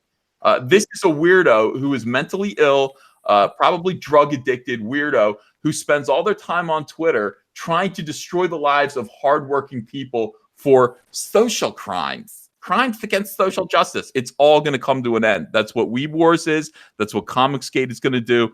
And basically all normies are going to stand up against you. And I have bad news for you. 2020 is going to be more of the same. It's going to be a referendum on you. So thank you, Lucas King, for a chance to yell. I get so fucking mad because I'm watching my friends. I'm watching my friends go down and get destroyed by these people. And it's just like, all of you, you are not the morality police. There's no comic book cops. There's no anime police. And if there were, as your boy Zach always says, it wouldn't be you. Yeah. It would be me. Unhinged Crank says, Eric, if you're the new Mike Miller, would you dance with your wife? Of course. Why would I have any other man dance with my wife? Yeah. Well, that is the question. I mean, Mike, sometimes you get lazy when you've been married for 20 years and you let other men dance with your wife because you don't want to. You don't want to take dance classes. Uh-oh. Hey, Ethan, yes. Yellow Flash had a very good video today about Tom Taylor. And I guess the new Spider-Man comic, the villain is crowdfunding. And he was wondering, and now I am too, is it poking at you guys? Most certainly. And, look, Tom. I know Tom. You twat. Yeah, Tom. Crowdfunding's the future, pal. I mean, hang on to your job at Marvel and DC as long as you can. I want you to succeed. But the comic shops are closing down. And I don't want him to succeed. You don't want Tom to succeed? No, I he's do. a twat. I want what? He's a twat. No, I don't like He's okay. He's an okay guy, but he's another guy who's just social justice. When you're in that pond, you're swimming in that pond, you don't realize how diseased it is. But it's the future, and you're gonna have to kind of get with it or get left behind. Diversity in Comics Bear says, can Doug get off his COMICSGATE shtick? So much drama in the LBC. It's kind of hard being Snoop D-O double G. Doug can do whatever he wants. He's succeeding. He's doing well. If his message of F COMICSGATE is working, then he should do whatever he's doing. But that's it's sad because I think COMICSGATE elevated Doug out of a bad spot and put him in a position where he got his character back and he's able to crowdfund with a lot of satisfied customers. People were happy with the way Bigfoot Bill turned out. And so when you satisfy your customers the way that he did, they're going to come back. It'd be great though if you didn't, I don't know. Why would you? COMICSGATE is a purely benevolent movement. If you're not an SJW, that's the thing that I don't get. GR People says Cal blocked or implied. Cal, what is going on tonight with you? Okay, Nasser's a friend of mine. He's been really nice to me. He's backed my book. He's promoted it. My first interaction with Yellow Flash, the first thing I really knew about him was my interaction last night where he popped into our stream and starts, shouting down Nasser. So that leaves a bad taste in my mouth. I'm trying to stay away from drama. So I'm like, okay, well, I don't want this guy in my feed. Apparently that doesn't play well with some people. And that's fine. I'm not going to, they can call me soy or cuck or whatever. I'm not going to throw names back. That's not what I'm about. You could though, if you wanted to. You could throw names back and it would be okay. By the way, somebody named Vasan Kasai in the chat quotes me as saying, "I'm not taking responsibility for anyone's actions but my own," and then also quotes me as saying, "I just ate an entire strawberry pie." For my actions, it doesn't mean that I'm making responsible choices. It just means that I'm saying, yeah, that's me. I'm doing that. That's me. When I ate an entire strawberry pie, for goodness sakes. You can eat pie. You don't have to moderate a slap fight. Yeah. Diversity in Comics Bear says they're describing communist housing. Of course. Yellow Flash 2 says Cal looks like Soy Zorro. Snarkticon DM says 80s Marvel, where even their worst book is infinitely better than today's Marvel book. That is absolutely true. Mm-hmm. I miss the 80s in Marvel. Panboy Lando Soychild Dong Lover says it's okay to kick Nasser because Nasser never super chats. I don't, my son bought me a $300 pair of sunglasses. It made me extremely uncomfortable. I don't want Nasser to super chat me. Diversity in Comics Bear says you're making 50,000 plus by putting a new cover on someone else's Vampirella book. The side effect is a lot of jealous enemies and supposed friends. Yeah, I think I help other people though. The thing about it is anyone who feels that way, but who says, look at Ethan's success and therefore I hate Ethan. I'm not, it's not like I'm eating alone. I actually do kind of try to help other people succeed wherever I can. So, well, doesn't that help the Vampirella book as well? It has. The Vampirella book is doing really, really, really well. Obviously, that's what I'm saying. So it wasn't just for you. It helped them. So what's the problem? Yeah. Ultimately, I think it's going to end up helping everyone, but more on that soon. Passion for Drawing says, you know what many of these creators have in common with their success? They were on Drawing Aces first. Thursday at 10 p.m. This is the power of COMICSGATE. Drawing Aces. Look that up. Ebob Jr. says, how much do we have to donate to Cal's favorite charity for him to unblock Yellow Flash? Cal, are you willing to unblock Yellow Flash, or are you going to be a hard no on that? If he's going to keep calling me cuck and telling me I look like a soy something, I don't see any reason to unblock him. If he's going to be nice, I'll unblock him right now. Yellow Flash, are you going to be nice?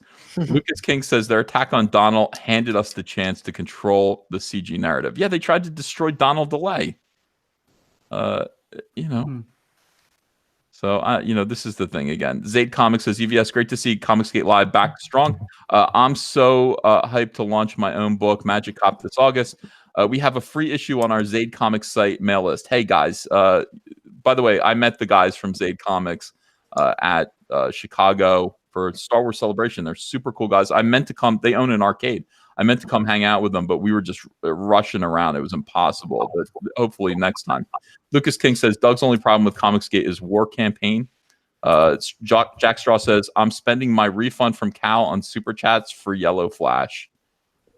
Yellow Flash 2 says, Cal is shooting for a job at Marvel. And let me just run through all these insults of Cal. SSJ Future Gohan says, y'all need COMICSGATE. Y'all, COMICSGATE doesn't need drama. We need unity. Thank you, SSJ. Agreed. Okay, so we'll leave it there. Sorry, Cal. Welcome to COMICSGATE Live.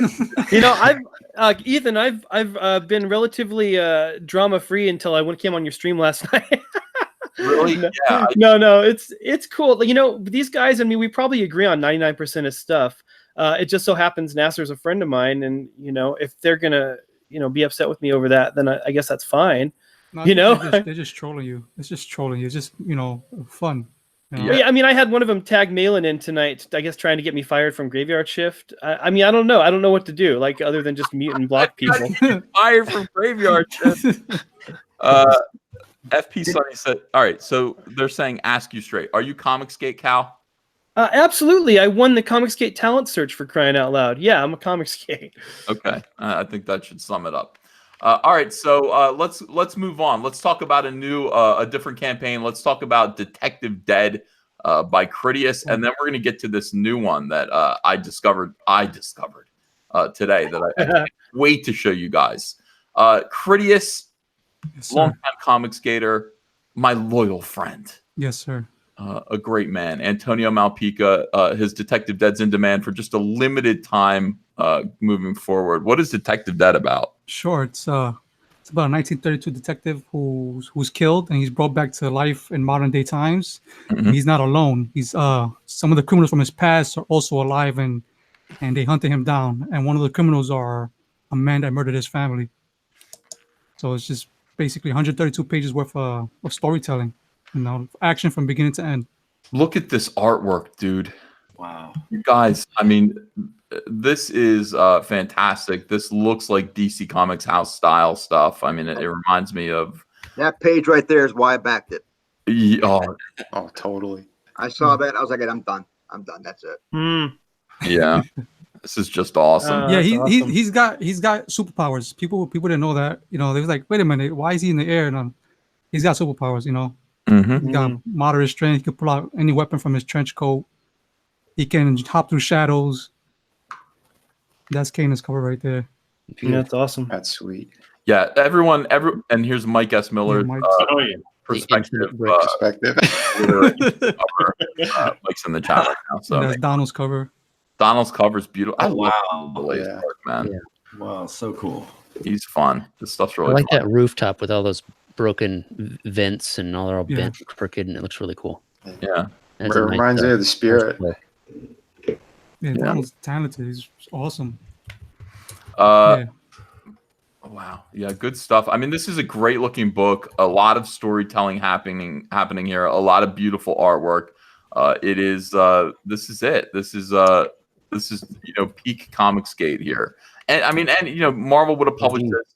DC would have published. Oh my God, I didn't see this. Yeah. Wow. What is this? A lynching? It takes place in 1932, and he's dating a white female, and they don't agree with it. They got a little issue with it. And so, Evidently, yeah. yeah, they take him and they take him to the woods and they try to kill him. Well, they do kill him eventually. Eventual event. Yeah. Oh, Is that Detective Dead? Is that the guy? No, that's that guy right there. His name is Israel, and he's an anti-hero who will be coming back in a future series. Ooh. So yeah, he's got like ash. He's like basically like a walking, living charcoal. Who comes back also in modern day time, and he's looking for the woman they stole him from. This Gotta is get it awesome. really back. You've reached all of these stretch goals, I believe, Yeah. at this point. Yes, I did. And Detective Dead versus Bigfoot Bill. That's already finished. Yeah, it's done. I'm waiting for the inks from Peter Pomiotti. That's cool. Wonderful, man. Wonderful. So this is still available if you haven't backed Detective Dead yet. Obviously, this is one that you're going to want to add to your collection. This is a really, really cool COMICSGATE project. And Critias has been plugging away at this and doing a great job. Make sure that you do give this one a chance. And now... Thank you. You are quite welcome. Now I want to introduce you to a new friend of mine. I hope. I try to make friends, Mm-hmm. Friendly guy. I want to be friends with everybody on the panel, but it's the Wild West out there on the internet. You never know what's going to happen with COMICSGATE. You could rub Yellow Flash the wrong way, and then boom, you're in real trouble. Mm-hmm. Ladies and gentlemen, Chris Christopher Howdy. Rue. Ooh.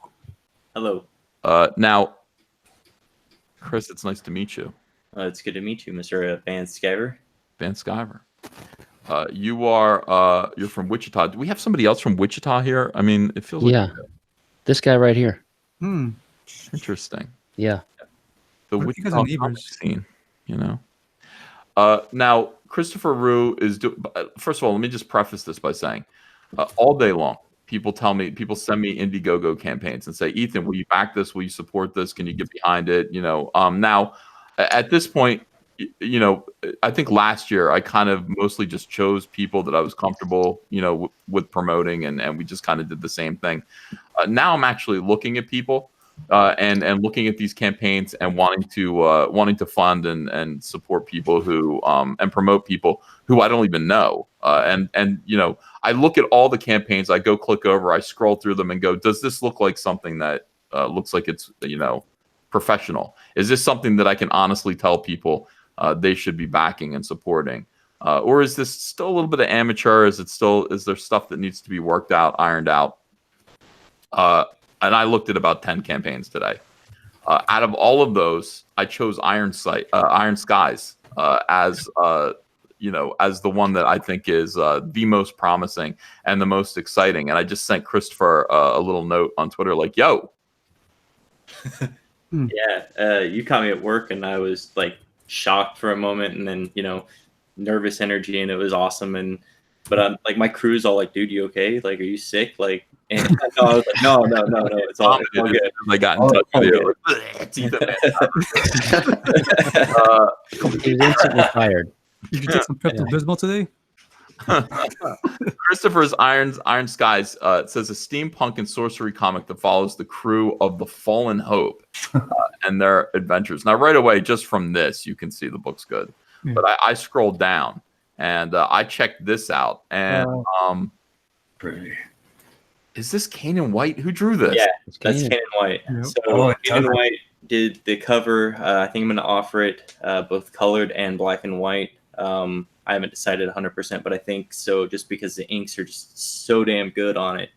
I know that if personally I would probably want the black and white cover, so I might not offer both, and then just whoever's already backed it, I'll just find out at time of shipping or printing which one you wanted. Yeah, this is absolutely beautiful. Now look at this. That's just the cover, and you go, yeah, but Kanan's always good, you know. So what if the cover's great but the interiors are not good? And then I hit you with this. Mm. That's beautiful. Beautiful stuff. Yeah, beautiful colors too. Thank you. Yeah. So I had no experience whatsoever with anything actually making comics or knowing people. I jumped in feet first. I was just like, if I don't do this now, I might, you know, regret it, never do it, something along those lines, just make excuses. So I found an artist. He did this awesome picture of like Colossus punching Omega Red, and they're like falling through the air. And that's when I knew that was my guy. So I hit him up, and he was like, yeah. And his name's Renan Shodi. He's from Brazil, and his stuff's freaking fantastic. And then it was good enough that when I started sharing it, and he started sharing it, a guy named Dijo Lima was like, hey, man, I love your project. I'd like to get on the colors. And so I started looking at his stuff, and it was so just awesome. And so it brings everything to life. I was worried about having a colorist that might like dilute the awesome shading and lines, but nah, he's top notch. I'm so happy with my team.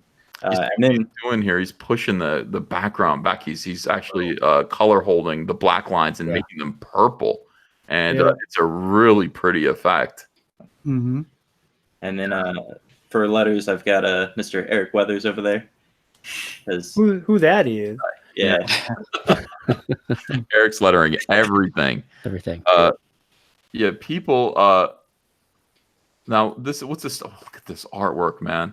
That's good. EVS. Yes. I don't understand how you're not pimping Eric Weathers. You know, you make a good, decent profit off him. They get you cut. Yeah, that's a thought.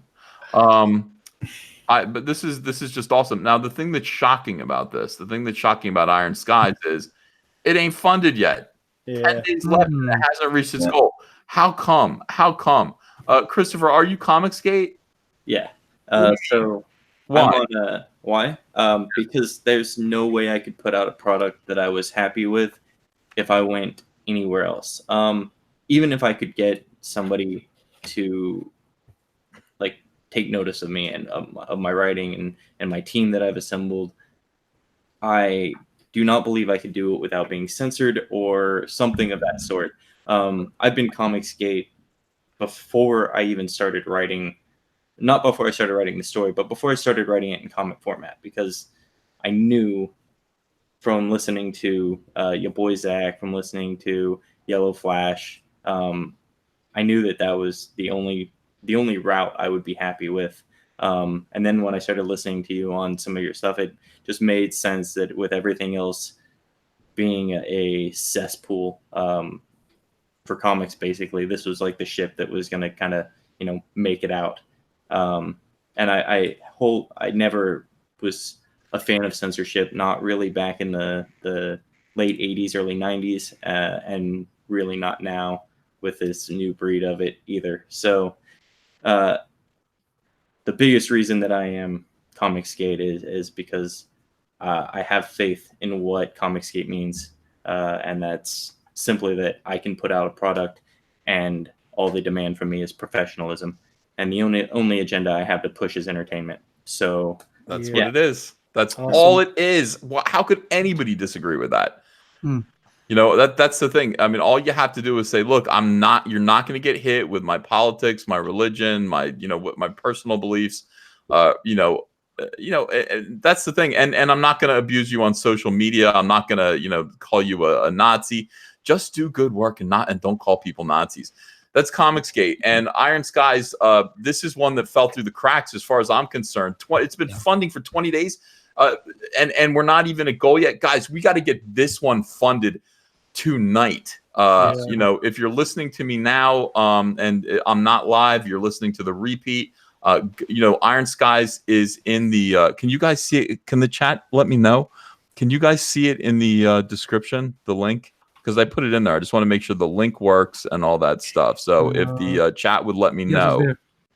Yeah, go in there and fund this comic book, and let's get this to $10,000, and let's do it really, really quick, because not every Indiegogo campaign deserves to be funded. This one does. This one deserves to succeed beyond Chris's wildest dreams. He seems like a nice guy. He's from Wichita, so I have a good feeling about that. Good people. Good people. Yeah, people are saying I see it. Yep. When you click on it, does it work? Let's get this one to 10,000. I'm going to give you guys time in the chat to get out your pocketbooks and back Chris and get him to where he is. Because what is this book just not going to happen? What are we going to let this one not get funded and not happen and be a part of COMICSGATE's success? No, of course not. We have to get this thing funded and get it funded right away. It is very, very, very important. And on that one, actually, it's actually not that it won't get funded and won't get made. It would get made. It's just I'd have to sell my car and go, because it's a flexible goal, and I'm already too far deep into making it. So damn, I'm sorry, Dude. Chris. Somebody just said show the art in box 6, and I just clicked over. Jesus. Yeah. So this Use is my a profanity. Big deal, guys. This is my 2-page fisheye combat Wow. scene. See, that's what enrages me. This guy should be working for Marvel or DC easily. And Well, he's not, because he's working for Chris, and good for Right. Chris. Yeah. This is a book that looks like high quality. It looks like fun. There's action, there's fighting, there's adventure, hot chicks, and violence. Sex and violence works every single He's right time. where he needs to be. This. if you see the one that has a railroad, it's got like a train track. That's another good one to highlight for the artwork. Here's like a half finished page. This is what the process looks like. Wow, look at this. This is so, whoa.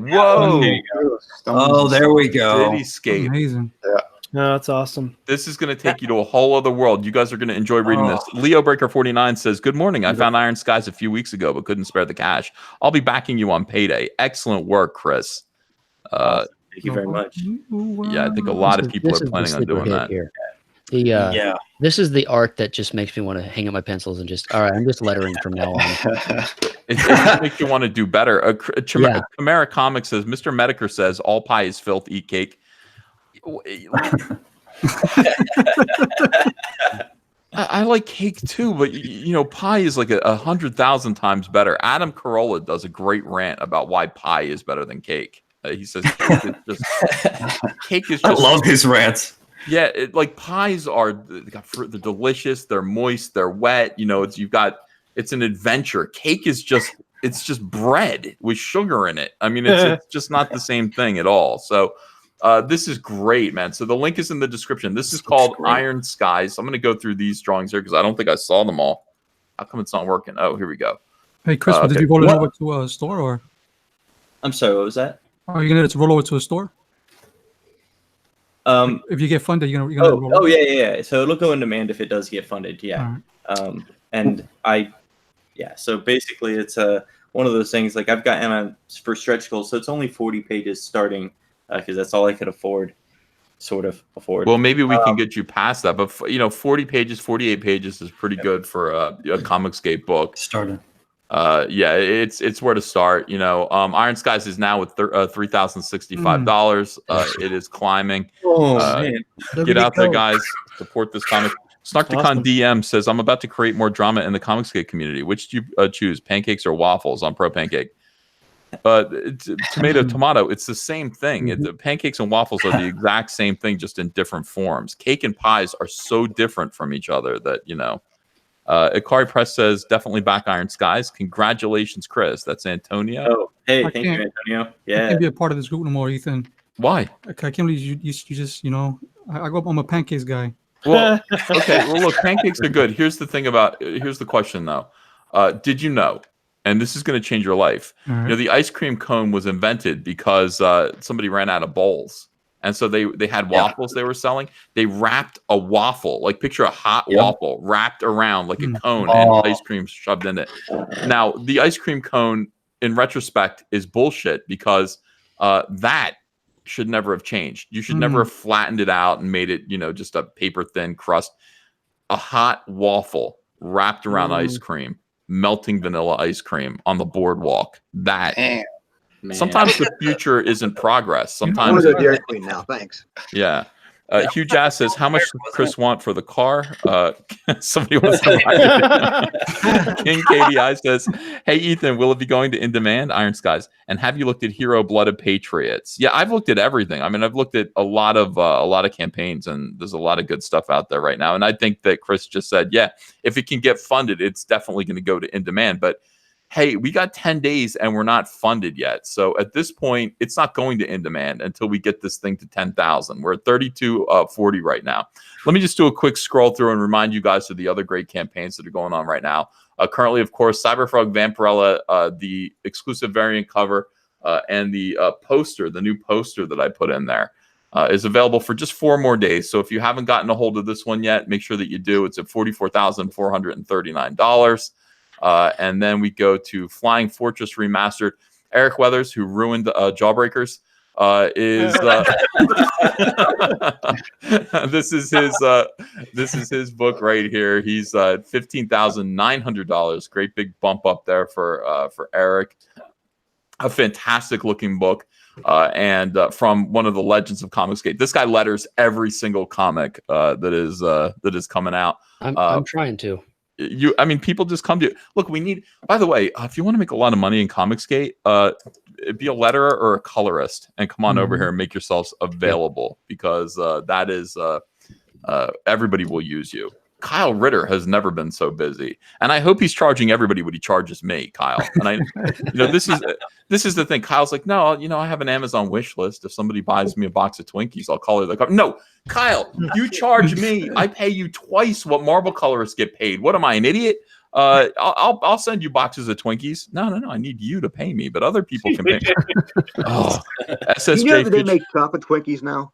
What? Oh, I don't know. They do. They make chocolate Twinkies. It's like crack. I can't stop eating them.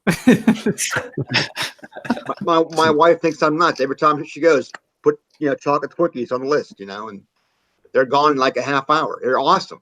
Oh my God! Don't tell him this. Yeah, I'm trying real hard to, I'm trying to be better. I ate that pie, but I figure, look, it's a pie though. So, I'm not. I'll be out there eating cookies and The stuff. stream is going to give me diabetes. SSJ Future Gohan says, put ice cream between 2 hot waffles. Oh, Yeah, I've done that. It's a good thing. That sounds nice. Kyle Ritter's like in the chat saying, what did I do? You've done everything, Kyle. Everyone loves you. And, let me tell you something. By the way, Kyle is previewing artwork for Starblades that looks freaking incredible. Yeah. Let me go to my Twitter real quick and just show you guys It's something. amazing. I'm gonna ask you guys. I don't know if I can put the. I'm so lazy, but let's see. I was promoting you guys big time today. oh, thank you. Oh, let's not forget City of Venus. City of Venus. City of Venus. Shit. Okay, hold on. I'll get to it. It's my debut tonight. Yeah, thank you for reminding me. All right, hold on a second here. I just want to promote Kyle Ritter. Why is everything everything is difficult? I should be more organized. I need an assistant. Kyle Ritter has a t-shirt at Crypto Fashion promoting Starblades, his new comic, and it looks absolutely fantastic. Maybe search Twitter by his name, Ethan. If you just put his name in the search box, Kyle Ritter. Well, I would look up Crypto Fashion, and if you look up Crypto Fashion, you're going to find Kyle Ritter, I believe, and his shirt Starblades, which is worth supporting. Ethan, while you look, can I tease a sketch card? Yeah, I want you to, because I got to put City of Venus in here and promote it. Hang on a second here. You guys see these? Got a few of these going on. Nice. Oh, that's cool. Oh, wow. Everyone's drawn these on their free time in the background, kind of. Cyberfrog. Yeah. Cyberfrog sketch cards. That's nice, man. Yeah. That is beautiful. Oh, that's cool. So cool. Hey, yes, I got you the link. You got me the link? Oh, Yeah. okay. Thank you so much. No problem. But you got me the link for Kyle? Yeah. It's on his Twitter link with the. Can you previews. throw up the link for City of Venus too? Sure. All right, thank you. Got a lot of stuff here. Ah. Oh, everybody's giving it to me. Everybody's all right. Oh, you got it already. All right. We're here for you. I really appreciate it. I do too. All Hey, right. Vaughn and Cal, how's it going, by the way? Good to see you guys on Ethan's show. Good to see you good to too, see you. Narwhal. It's been a How do while. you put links up? Hold on a second. Buy Kyle Ritter's Starblades t-shirt.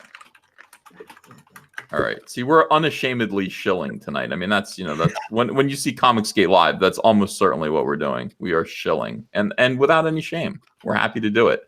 We want to get these books funded, and we want people to succeed in comics, and this is the best way for it to happen.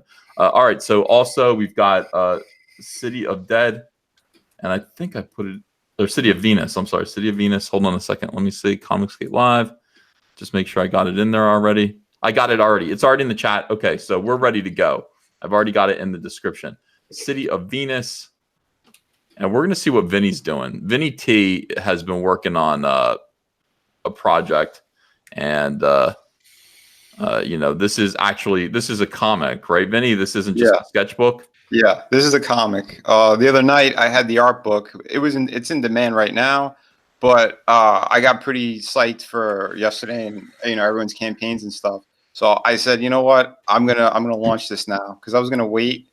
But I pulled the trigger tonight. I was working on it all day. So. This is City of Venus, post-apocalyptic sci-fi action thriller. It's a mysterious female lead and scavengers looking for survival. Tell me what this book is about. Give me more detail than that. Well, yeah, it is. It's a post-apocalyptic future where technology is pretty much dead, except for this floating city. And it's the floating city houses like this ultra elite. They're scientists and like the most brilliant engineers because they want to keep themselves above all others. And they've been doing it for centuries. So they have this unique power source that's keeping them afloat. And pretty much anyone who is survivors, they've experimented on, and they're mutated, they're sick, and then underneath that you have like there's a small group that's still alive, and they're pretty much just trying to stay alive. And then we follow this this female character who just kind of pops up out of nowhere, and she has like memory issues. She doesn't know what's going on or how she got there, because the world she came from is a little bit different. But I'm going to get more into that in issue 2. But this one, I just kind of wanted to throw the audience into it with the main character. I want them to be kind of lost and confused at first, but then you see like where the story goes. And this power source that she has as well is connected to that city. So wow, dude, this looks phenomenal. Killer art. Yeah, I did everything. You put a lot of work in this. This is pencils, inks, and colors. Yeah. But Hey, right? excuse me, yes. Yes. You getting a lot of F's in the chat. Why? It froze up. It started loading. Are we back? No, not yet. Have you been hacked? It's frozen on my face. It's frozen on your face? Still says Yeah. live. That's weird. I can see Adam. Oh wait, hold on. Oh, they're saying refresh. Everybody refresh your. Yeah, everybody should just refresh. That's what I'm gonna do too. Oh. Yeah. No. Yeah, for me it looks good. I'm watching it on my iPad. It looks all right to me. Are we good? Everyone's okay? Yep. We are back. Okay. The audio died. Oh, we got to start over again. Vinny just spent all this time talking about his book, and I don't think it worked. Vinnie Tartamella's comic book. Vinny has been COMICSGATE for a while. He's been doing sketchbooks like The Art of Vinnie Tartamella, but he's finally putting out a story. By the way, it's a lot easier to do pinups than it is to tell story pages. When you're doing a story page, you've got to do. Look at this. This is 1, 2, 3, 4, 5, 6 panels. Well, I did have another campaign. I had Through the Woods. That was my first campaign. Right. I remember now. Yeah, and I did fulfill all of my backers, so I didn't hit my goal, but I made enough where I was able to get the books to everybody. So they got a completed series right off the bat. And then I did the art book, which is in demand, and now I have City of Venus, which I wrote, drew, penciled, inks, colors, everything. This is great stuff. Do you use when you're drawing like this? Do you use a lot of photo? You don't use photo reference too much. It doesn't No, look not like, really. No. Yeah, this is and I admire that. A lot of people are just kind of this day and age. They're kind of bogged down by photo reference and models. You're just drawing this stuff, man. You're a real old school artist with a fresh new style. Thanks, you're man. great at drawing women. Great at drawing women. We have a lot of thighs in this book. Yeah, that's why I have the art book on one of the tiers as well, so you can see more of the hot chicks that I do. Because I got a good section of pinups in these books. Yeah. Dang. So The apocalypse looks pretty hot. Oh yeah. Right. Yeah, this is wonderful. I have to say, it looks great, Vinny, and I'm Thanks. pretty impressed, especially with the backgrounds here. I love this shot Yeah, here. that's beautiful. That's nice. I love the, I like the blues up here, and I like the warmer colors up here. And then this is just a beautiful looking, well drawn city. The ship coming in. People say, where did Vinny start out? Vinny's been doing work for every major company, and one of my favorite guys in the world, Todd McFarlane. You did toy designs for Todd McFarlane, huh? Yeah, I was the lead designer at his toy company for a little over a year. But yeah, I mean, it was crazy working there, but you learn a lot. Everything moves fast. I got to work on a lot of different things. I work with Kiss. They have not just the toys, they even did busts at a time. I got to design the samurai stuff. I mean, just a ton of cool shit. Vikings, I did the whole Viking Age line. Tortured Souls with Clive Barker. Yeah, a lot of fun stuff. Wow. Yeah, just great work all around. Vinny's doing comics. This new book looks pretty sexy. It looks like fun. Good sci-fi. I'm gonna say Resident Evil. Makes me think about Resident Evil, at least from what I can see. It's like Resident Evil in the distant future. Yeah, but this book's gonna have a lot. There's gonna be some mech things in here too. I mean, it's gonna be crazy. A lot of fun stuff. Anything that I kind of liked or influenced me over the years, I'm putting into this book. So yeah, this is awesome. Totally awesome. Everyone, back City of Venus, Dead City. City of Venus, Dead City. It's in the description. And if you like this, if you like the way this book looks, absolutely throw some support behind it for Vinny. He's at $595. We need to get to $2,500 for this book to be funded. All right, let's go. Let's check in and let's see how everyone's doing here. Flying Fortress, of course, we just talked about. $15,900. Thank you so much for supporting this book tonight. Eric Weathers, gigantic, I mean, epic tome, about time travel and, it's going to be warplanes are in. I mean, this is just, it looks like a lot of fun. It's well drawn. Thank you. It's a high adventure in the vein of the 80s Spielberg movies. Oh, I love it. Yeah, I love it's it. going to be fun. Yeah. Did I get everyone, by the way? Oh, Narwhal's here, by the way. I just see Narwhal's mask sitting here. Narwhal, how are you doing? Hello, I'm good. Thanks for having me. I'm excited to see you. I know you don't have a book right now, do you? You're wrapped up. Actually, Earthbound is still available. There is a campaign for it. So maybe I'll do a quick pitch for it. I got the hard copies right here, so I can show you guys. Oh, hold on a second. Let me put the camera on you. So here's like the soft cover proof that came through. And here's the sketchbook. So this is 148 pages. The sketchbook's 48 pages, and so I don't know. It's thick if you put them two together. That's a $65 tier to get them both. Earthbound. Narwhal is, by the way, Zach always talks about Narwhal. He's like, I want to hire him.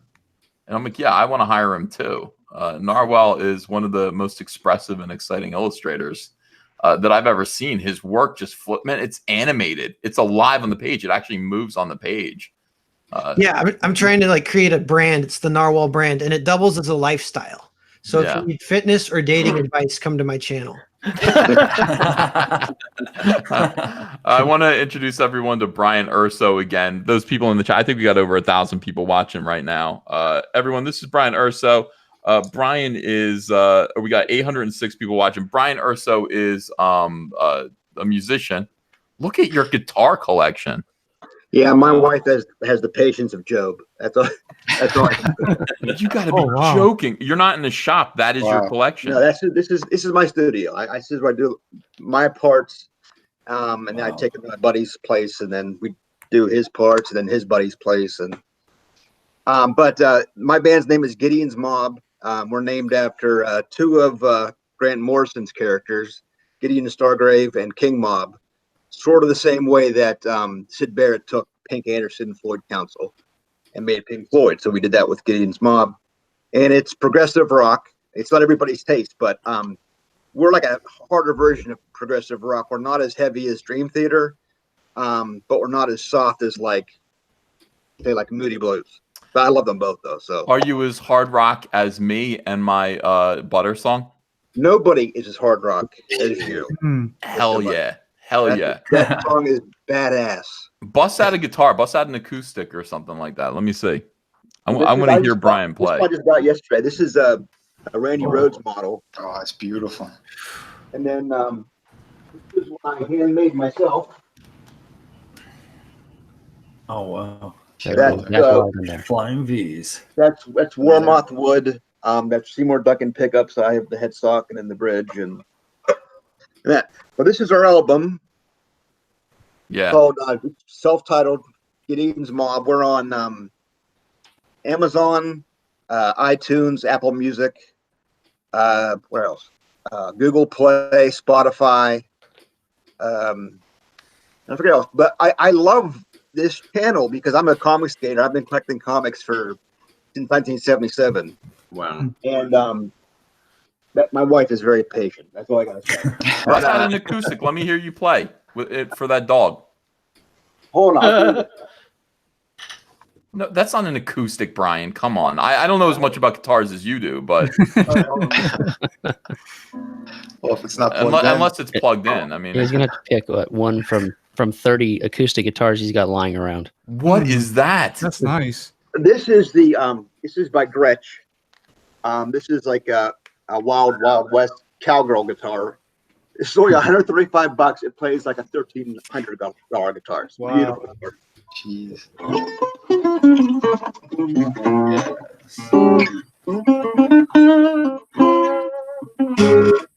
Yeah.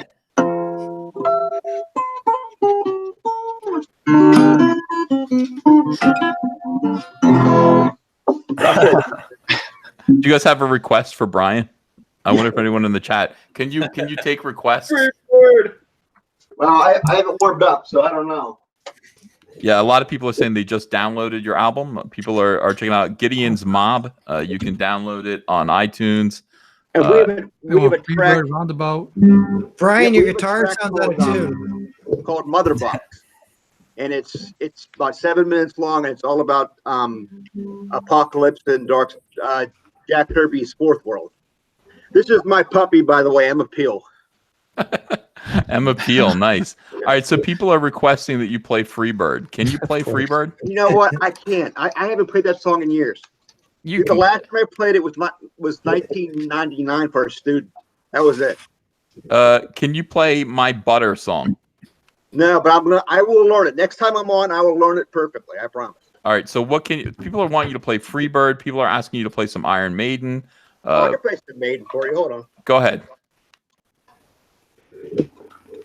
It's the musical portion of the show. Somebody's requesting Despacito. What the Play some Justin Bieber. My favorite. This is my my Steve Vai. I don't know why your dog is stressing me out, but he kind of is. And I love your dog, but I'm worried that he's going to get hit with a guitar. I don't know why. She will sit in the studio for hours and just listen to me play. It's hilarious. Okay.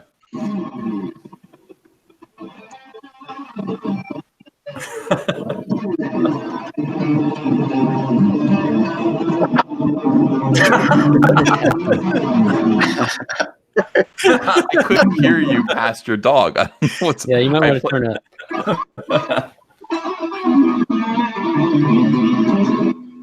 Damn.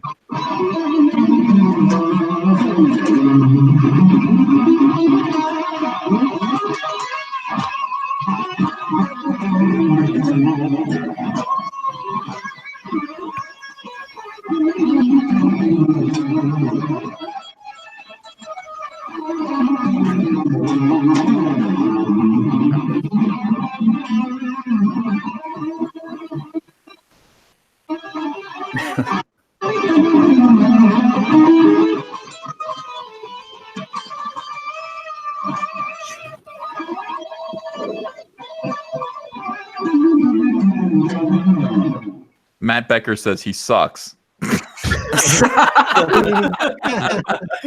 Brian, you're awesome. Yeah, That yeah, is you're good, Fantastic. wow, So good. man. Thank you. Incredible. I'm not even warmed up. It's just me goofing off. If it sounded like crap, I apologize. Yeah, Matt Becker again says, at least try, Brian. No, it sounded great. He's being sarcastic. Everyone in the chat is amazed. So talk again about where they can get your album. Gonna communicate in song. Can you play some Buddy Holly? No, but I can you're do. Playing Van Halen. I mean, can you play Peggy Sue? No, I don't know Peggy Sue. I should learn that. It's just like you know two what? chords. Write songs down for me. Next time I come on, I'll do it. I think it just goes from G to C, and that's about it. So in any case, totally awesome. Talk about where they can get your album. Talk again about that now that they've seen you. So you can get it at. We worked on it for 2 years because I have kidney problems. I'm literally a fucking mutant. I've passed over 162 kidney stones since 2002. Oh my goodness! Like Mike. So when I hear these feminazis bitch about, well, if a man could pass a baby, I'm like, dude, I have a kid every 5 days. You know? Oh, my mom had a stone, and she had me. Obviously, she said she'd rather have a kid any day of the week. yeah. So anyway, I have my own mother box in my body because my bladder won't empty now, so I have to have a pacemaker for it. So I'm pretty much in pain 20 hours a day. You're catching me at a good day. But so the album took a while to finish, but we finally finished it, and it's selling well. I'm surprised how many people still buy CDs. I think I'm excited about that too, because I thought it was kind of a dead medium. And the artwork is beautiful. The guy who did the artwork did a great job. It really looks like it's something from the early 1980s, late 70s. You know, it looks like a classic album cover. we can be found on iTunes. Well, iTunes is going to Apple Music, but we'll be on both. We're on Amazon. We are on Spotify, Google Play. We've just got on Deezer, and Bandcamp and CD Baby are the spots. And I'm selling CDs myself. If you want a CD, you can hook me up. You know what? If you can do anything tonight, also follow me back on Twitter. I have like 0 followers on Twitter. Yeah, follow Brian Urso. Urso is spelled URSO. URSO. Brian You Urso. pronounced it perfectly too. You need to get above like 100 so people don't think you're a sock puppet. Then you can talk trash and they have to take it seriously. They I want get you to change your band name to the Rolling Kidney Stones. Now that's not nice at all. I mean, that's come on. I said if I was, I gotta go. If I was It's not like that. Dude, all the kidney stones combined to create like a kidney stone golem. You keep them in a jar above your toilet. Oh, And that's in issue 2 of Monster MD. oh my God. Oh. You heard it here first. All right, that's Brian Urso, everyone, with the beautiful. By the way, one of the best guitarists I've ever heard. I mean, people just bust out guitars, and I'm pretty easily impressed. But that rocked. Yeah. Brian's you want to hear a great. little bit more, real quick? All right, go ahead. Here we go.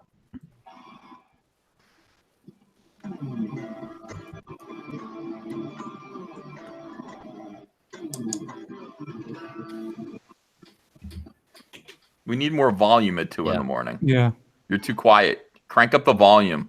It's cranked for him. He can't hear us. He can't hear us. Look, he's still playing. I can't hear anything. I think that his mic can't pick up the weight of the sound, I'm guessing. I can tell it's good though. It looks like Your it sounds good. positions look good. Brian, can you hear me? Crank up the volume. Nobody heard anything. They just saw you. Well, you know rocking. what? Hold on. I don't have Your the. rock and roll lips. Yeah, You hear that? yeah, but louder than that. All right, hold on. My wife's sleeping. I don't want to get her mad. I know. It might not be You're in worth trouble. it. You to might wake be up your sleeping on wife. the rush tonight, but- Brian. There you go. Right. Is that better? Yeah. Yeah.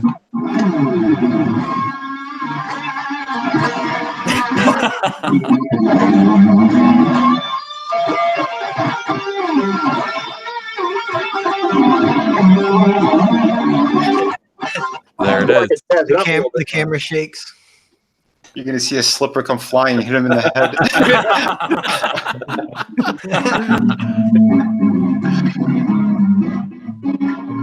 I will brag about one thing. I'll brag one thing.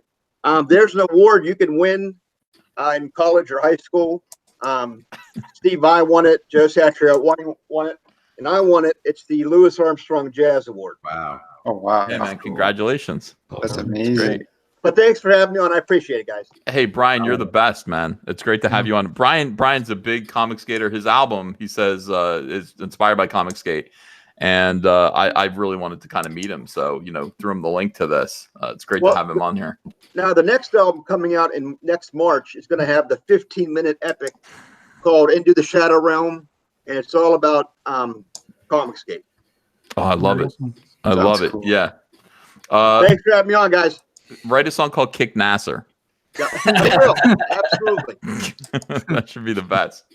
All right, so going back and taking a look, let's have a look at Monster MD again. And Monster MD again, I'm sorry, it's one of my favorites. I love it. I think it looks great, and I hate to show preference to any of these books, but I kind of prefer all of the ones that I got here.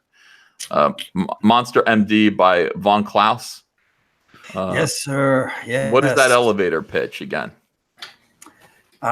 Surgical prodigy and underground monster doctor, Dr. Wyatt Black, wants out of the dangerous job of monster mending. But when his invisible assistant Heidi is kidnapped by his nightmare, the monster-killing madman that took his arm and ruined his medical career, he must depend on his paranormal patients more than he ever thought he could before. So it's adventures in monster medicine. It's actually, it might seem like medical drama, but it's actually a lot of action. It has a lot of heart, a lot of fun. He and Heidi have this awesome, unique relationship and kind of back and forth banter that's really fun.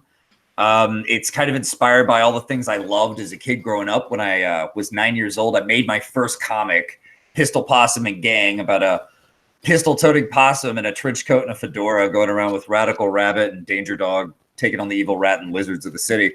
And since then, it has evolved into this. And it was a trilogy. I was a very ambitious 9-year-old. But yeah, now here we are with my greatest ambition, Monster MD. I was raised on a lot of 80s horror. A lot of 80s horror had great comedy associated with it. And I think that was a big influence on me and why I love this idea so much and why it seemed to kind of write itself, if you will. The jokes just came. I grew up on Elvira and like American Werewolf in London and Lost Boys and Return of the Living Dead and even Abbott and Costello Meet Frankenstein, to go with like an older one. My parents were raising me on that like comedy horror, and I was painting all the models of the Universal monsters and just love this stuff forever. And now I'm finally getting to kind of throw my hat into the arena of it, and this is the way I want to do it with Monster MD. I love it. It looks great. It looks like fun. It looks funny. It looks scary. And man, I would give this to kids. I don't care. I would totally give this to kids. So it looks like a great time. So Monster MD by Von Klaus. Support that. That's in the description. If you want to back this book, if you want to have a good time, and you know, support great funny comics. Von Klaus is your man here. Monster MD. What a great title too. This is going to be a cartoon, and you know it. Mm-hmm. You know, I've been dreaming of that. Yeah, for sure. We got to get this book to 30,000. So it's climbing up. People are backing it. $29,360. We're just a little bit. We're $640 shy of $30,000, and I'll bet we can get there. We'll be there. We'll be there by tomorrow, definitely. Shinobi Sasquatch by the controversial Cal. The notorious CAL. I did not see any of that coming tonight. You know, well, I talked to Cal. He's like the nicest guy in the world, and you know, sometimes it's the nice guys, you know, that get it the worst. We're the ones who get abused the most. But it doesn't really even effing matter, because Shinobi Sasquatch is an amazing comic book, and you are a genius. How does that feel? How does it feel? What's it like to be a genius? Oh man, that makes me feel so good. We're at $32,347. This is in demand. I mean, I just started talking about this comic book as of yesterday, but it's already run its course as a you know, funding, and it's already more than met its goal, obviously. Yeah. But you know, you can still get your copy of Shinobi Sasquatch, which, by the way, just has artwork to die for. It is incredible. This sticks with me. This image just looks like it needs to be on the side of an arcade game. Yeah, absolutely. All of this does. All of it does. It's just so nicely colored and so nicely drawn. You know, I wouldn't miss this if I were you guys. So if you haven't yet backed Shinobi Sasquatch, this book is going to be a runaway hit. I can tell. I have psychic powers, psychic abilities. Shinobi Sasquatch is great. Detective Dead, of course. Crimson Moon. This is the great Critias, Antonio Malpica, who wow, you sold 2 more copies. Nice, thanks. Cool. You want to back this one as well. I mean, it's also in demand. He's going to keep it open for just a little while longer until this thing comes out. You'll be able to get your copy. Link is in the description. And again, we went through this. This is a heavy book, man. Yeah. You know, some deep, dark themes. The tone is probably like Batman, like dark. Mm-hmm. You know? Oh yeah. Yeah, you can tell. I mean, you know, there's just there's violence, there's darkness, there's just you know, it just looks like a great read. It looks like a really good read. And we got covers by Mike S. Miller and Donald DeLay as well. And just, I mean, look at the artwork for this. I don't know how you can man, if you don't like this, you don't like ice cream. That's what Frank Sinatra said once. You don't like that, you don't like ice cream. I love ice cream. Yeah, so you gotta get into this, and you gotta support Critias and Detective. This is called Detective Dead, Crimson Moon. The link is in the description. And we move on to Flying Fortress. We got to do Iron Skies. Oh no, College of the Dead. College of the Dead is the one that we did first. College of the Dead early on. I mean, this comic from Adam Post. Adam, are you still here? Yep. Oh, Adam's here. Okay, good. We're trying to get to $5,000 on this comic. It's received some backing support tonight. College of the Dead looks like a classic 1980s zombie movie come to life in a comic. It looks like a great time as well. Look how nice the book's going to look too. It's awesome. Yeah, it looks good. The books are laid out, and everything is pretty much ready to go for print. So the ash can's done, the full book's done. There's an art book as well that comes along with it. That's just the panels blown up as a square book. That's actually like 260 pages. That's it. It's nice. It's a good package. Beautiful cover art colored by our Kyle Ritter. So obviously it's going to look tremendous. And yeah, there's a lot of stuff associated with this. There's a great art book.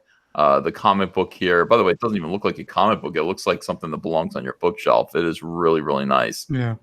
Complete set, all the books, you get everything.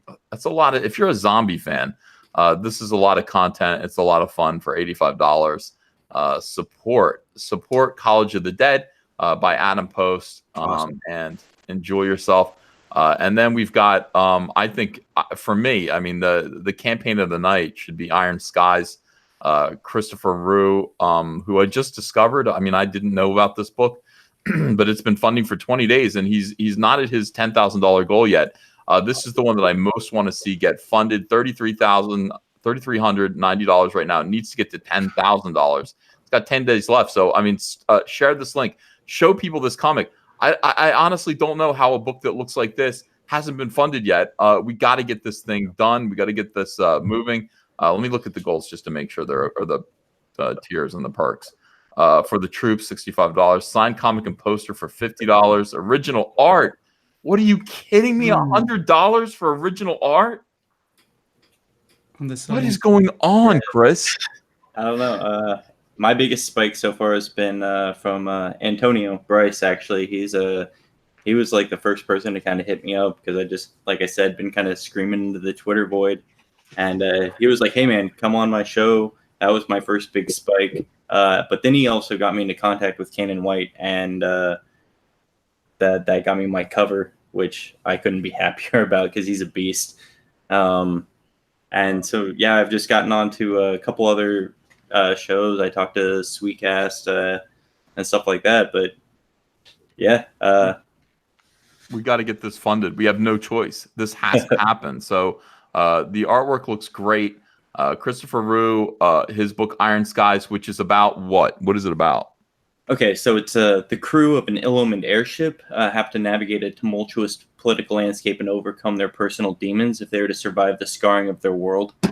There's just no good position, no land offers safe haven. Airships hunt the skies, gladiators die on the sand, magi contend with demons, and untold horrors writhe at the edge of reality. Life and death ride on a razor's edge. Wayfarers, scoundrels, scholars, and kings are cast adrift in the maelstrom of a kingdom shattered. It's epic. It's meant to span 12 issues. Each issue is its own contained story for the most part, but there's threads that run all the way throughout. And I'm trying to show you like an entire continent, a world, with all these disparate entities, conflicting with one another. And through it all, just intense action, adventure, a bit of violence for good measure.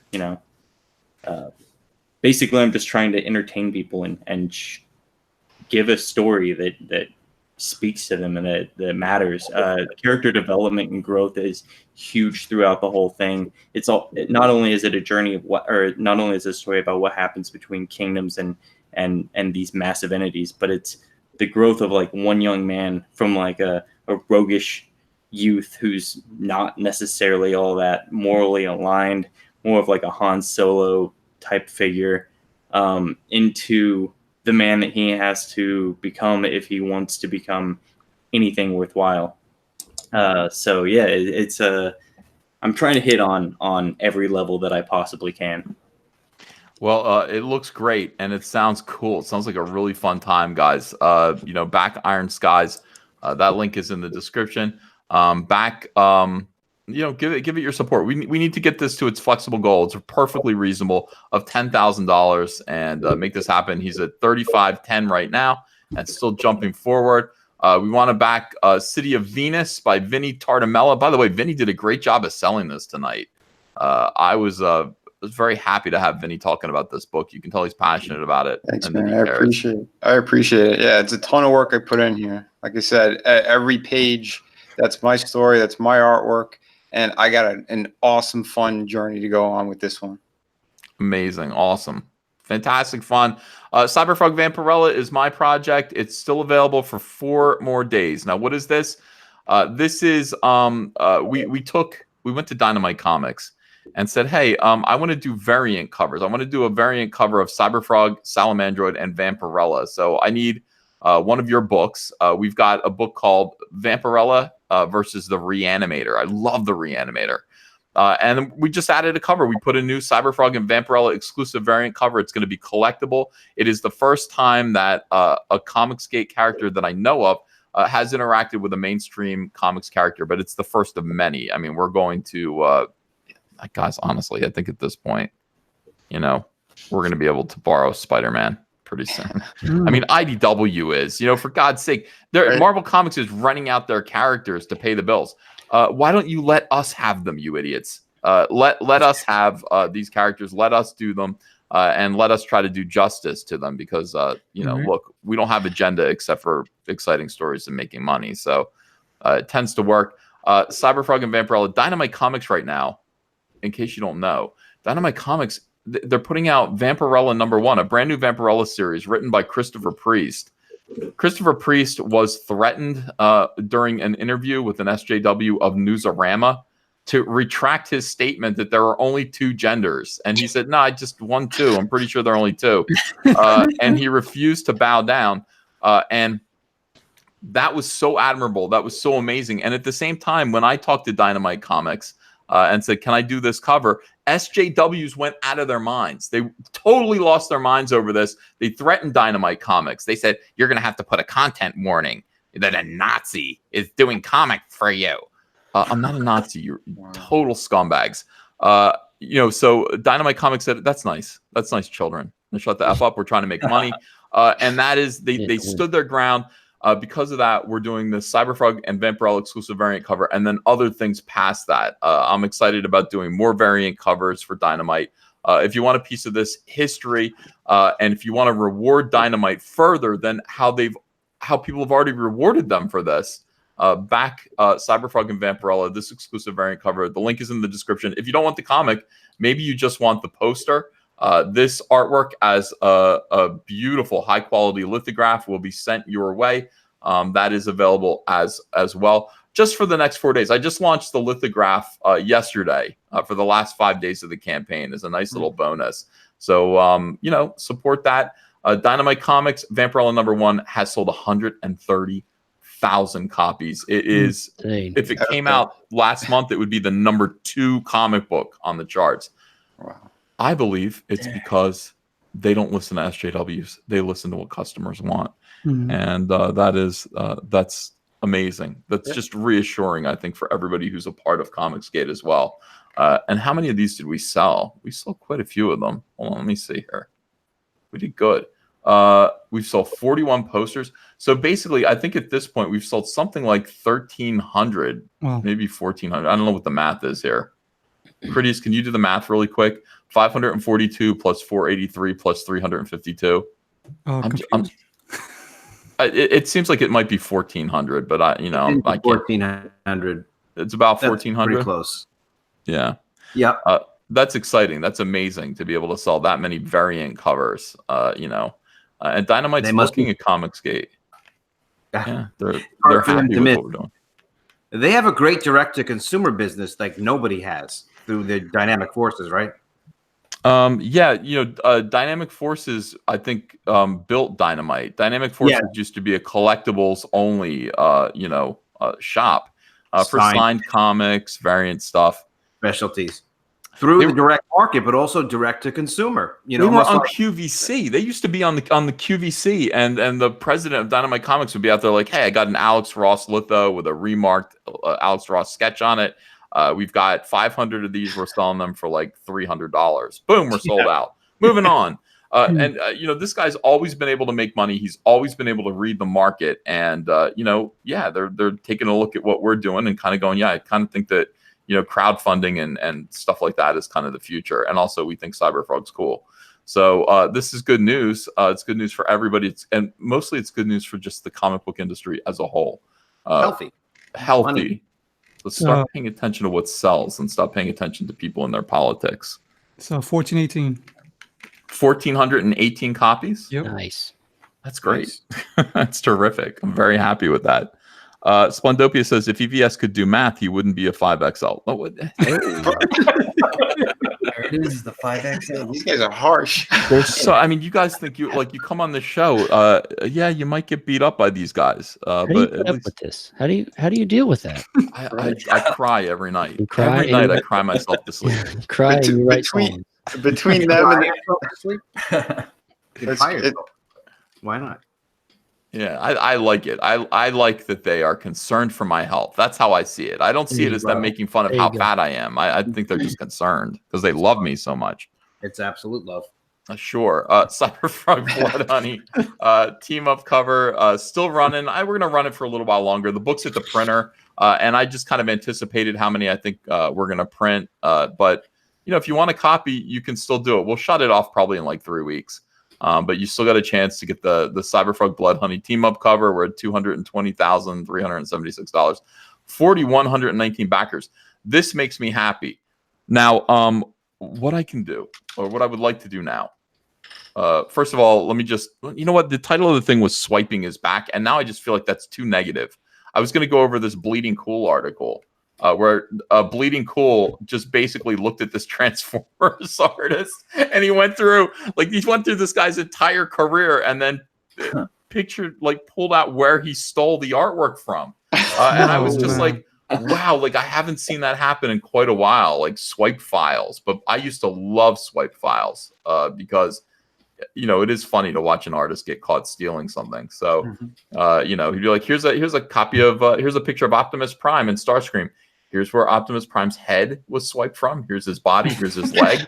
Here's where Starscream came from. And it's all from different like stuff. It's like he copied it from the movie poster of the 1986 movie Transformers. And this is a toy ad. And wow, man, that's a lot of piecing together reference. Do you remember when Marvel did that with Image? I think the Kuberts, they were tracing over Jim Lee's. Yes, they used to do that. Swipe File used to be a big deal. Like, you know, they would sit there and just go over. Like, I think Joe Madureira used to get robbed by some of these artists that I think in some other countries, like swiping is just what you do. I mean, it's okay to, you know, borrow artwork from people. And indeed, like it goes back to the beginning of time. Detective Comics 27 is entirely swiped from Tarzan comics. Like Bob Kane, like totally. Like Bob Kane, not the most ethical human being in the world. You can look at Bob Kane's Batman. Just look up Bob Kane's Detective 27 swipe, and you'll see every panel that he stole from other people. My father knew Bob Kane. He used to cut his hair. Really? Yeah. He was a piece of work, that guy. Yeah, I mean, Bob Kane brought to some shame, like at the end of his life. Thank goodness, because he, you know, basically took all of Bill Finger's work. Bill Finger is responsible for Batman as we understand Batman, all the good parts of Batman. And Bob Kane just insisted on only like taking all of the credit himself and all of the money for himself. And Bill Finger kind of, his family, really Bill Finger should have co-creating credit for Batman, and his family should be rich. DC Comics kind of came to that conclusion recently, that Batman is going to be created by Bob Kane and Bill Finger from now on, which means if Bill Finger has any relatives, any living relatives, they're owed a big fat paycheck. And that is what happened. They found that Bill Finger had like a granddaughter somewhere. Everyone else is gone, but he had a granddaughter. And they gave her a lot of money. So I think there's a documentary about that on Netflix. That's pretty cool. Here's what I want to talk about. One more thing before I let you guys go. Do you care? Are you guys bored? You can leave if you want to. No, If some of you guys want to go to sleep, you can do that. I am so excited about this idea, and I meant to talk to your boy Zach about it. I took a nap. I never got to talk to him because I'm just like, dude, Jawbreakers toys, Cyberfrog toys. And he's like, well, you know, what do you mean? I have people coming to me saying, hey, we can sculpt Cyberfrog toys. We can design them. We can make, you know, great stuff. You're just going to have to figure out how to do it. And I've talked about it briefly, like online on Twitter. Like, what do you think of this? Somebody sent me to look at these campaigns by Four Horsemen Studios. Are you guys familiar with these guys? Yeah, they used to run McFarlane. They were the guys who left. Is that right? Yeah, they did the Mattel He-Mans. You remember when they redid them? And those look great. Yeah. No, they're great guys. They're really cool guys.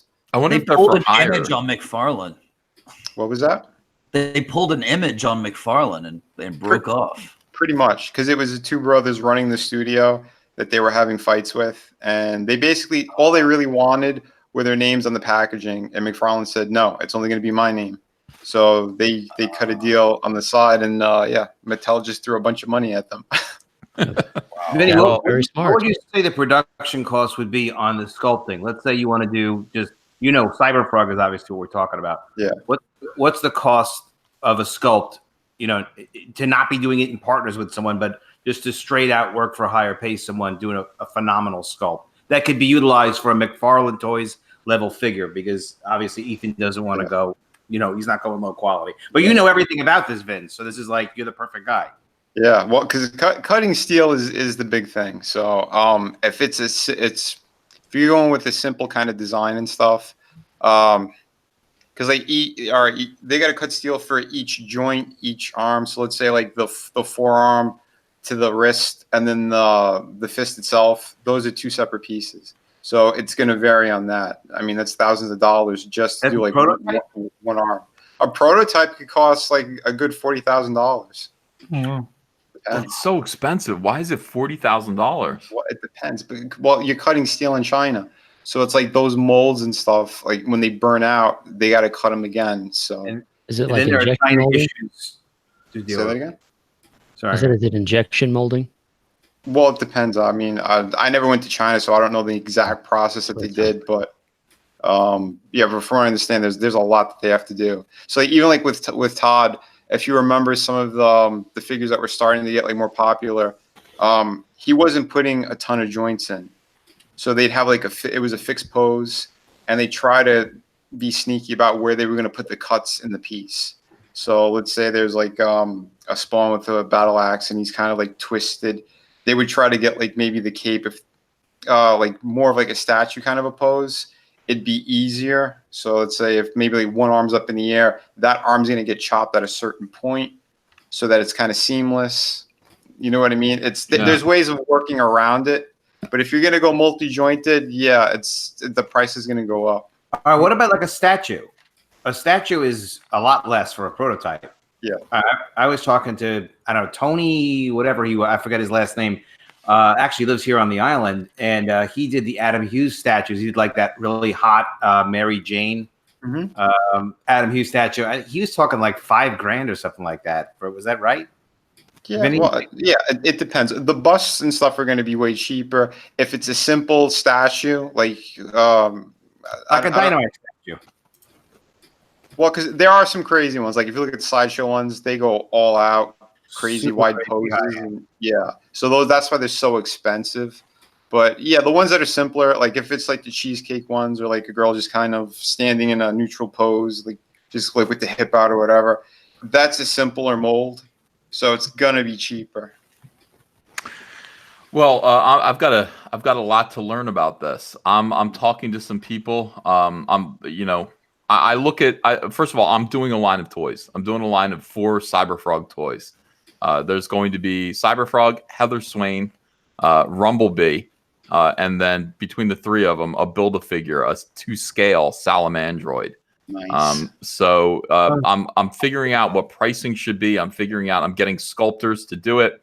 And the question is, how do you do a campaign to crowdfund these? How do you sell these and then do it in such a way so that you can expand on your line. And I'm talking to Zach about it too. Zach should really be doing a Jawbreakers line of toys. That's his dream. Riddick says Cyberfrog with Rick and Morty variant. There you go. That'd be interesting. As long as Cyberfrog's not in CalArt style, you know. But Mythic Legion's Advent of Decay. Somebody sent me these guys, and I started looking, and I got really excited about it because it looks like they offer like a line of just basic toys, and these guys are way ahead of where I am. Obviously, that first of all, they are experts at doing this. They were with McFarlane. I would have to put together my own sculpting crew, people who are capable of doing this, and then start with a very basic line of just 3 or 4 figures. And then charge. I mean, these guys are charging $45 or more for each one of these toys. Well, I guess they vary in price depending on what they are. $53, $60 for the Deluxe Night Builder in the U.S. They charge more. Look at that. They put the shipping price. They build the shipping price right into the pledge. That's interesting. It's like $60 in the U.S., but $68 international, which is kind of handy, I think. But the great thing about this, and the thing that look at all these different toys that you can choose from, the great thing about it is that what are the what are the stretch goals? The stretch goals are, look, you get a whole slew of weapons, weapons packs, alternate heads. Eventually, if you get to a certain point, another Build-A-Figure.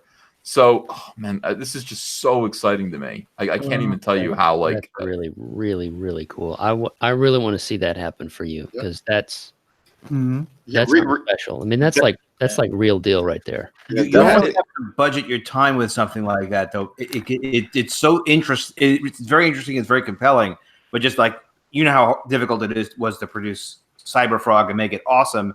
And I'm not talking about you taking extra time on it to produce double the size book. The comic should be my full attention. And this should be, I would hire people to help me with this, but just the idea, I mean, I could hire people at this point. I think this would be a big money project, and people would be able to get paid. I don't really care. I don't even care that much about making a profit from this. I just want it to happen. And the idea of, having Cyberfrog toys and being like, okay, once we reach 200,000, everyone is getting a Cyberfrog upgraded armor pack, so we can. When does this campaign end? Which one? The one we're looking at tonight. It's already over. This is from 2017. Right. So do you know these guys? Yeah, I mean, I don't have the contacts anymore, but I know they still do. They do conventions still, I believe. I think they still. They must have a website or email. They're findable. Yeah. Reach out to them, because they'll have more info anyway. Because I don't know if they're still doing traditional sculpting. When I left the toy industry, it was still all traditional. Now most sculptors are doing that ZBrush, so the process is different. I don't know if the price has changed, because now it's a digital file. Just from a straight up business deal standpoint, Ethan, you have valuable intellectual property, which is valuable separate from the fact that you can direct to consumer market a tremendous amount of it. That's a lot to add to an equation. So it's very conceivable that we could reach out to a couple of these guys. You found these guys. Maybe there's a couple of other people that Vinny knows that are studios, so that rather than you having to put together a studio and go out of pocket, it already sounds like it's a couple of $100,000 out of pocket for a process that you're not really familiar with managing. It may very well be that you could collaborate with guys like this and say, listen, I just want it to be amazing. I want us to all make money.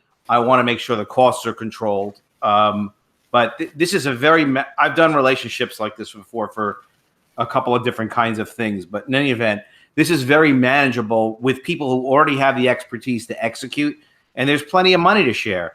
And in addition to something like this, it's tremendous for the brand. It's tremendous for the Cyberfrog. It's great for COMICSGATE, but it's tremendous for the Cyberfrog brand to have these kinds of toys just even in progress.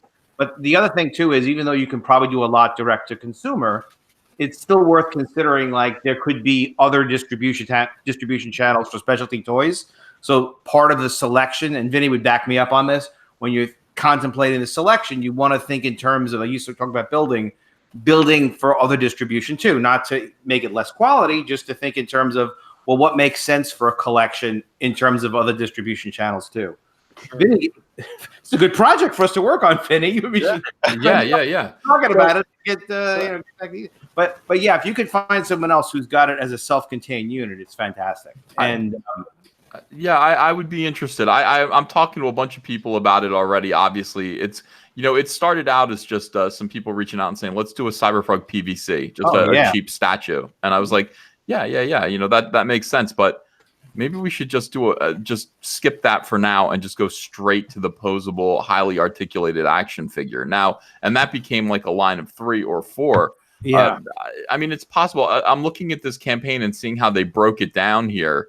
And it's all about studying successful campaigns and seeing what works and how to move it along. Look at this skeleton. God, I want this. Yeah, it's amazing. I want these toys. They're so nice. And they've been doing this for a while. So, they have a tier where it's like, look, you can get everything that you missed for $1,315. Okay. And look at all these toys that you get. It's like $1,300. You get them all. They have almost 200 people that went for that. Yeah. Wow. Oh, yeah. Yeah. So, this is something that maybe it's a slow build. Maybe we start with just Cyberfrog and we say, here's your Cyberfrog toy. And once we get to this level, then we introduce the next one and then the next one. Yeah. And I mean, I think that's what they're doing here as I look at this. I would say definitely start slow, because Todd even said that too. He says his biggest regret was kind of getting into toys, but it's also something that he's happy he did. So it's the process of getting into it is very tricky. There's a lot of shit to learn. Yeah.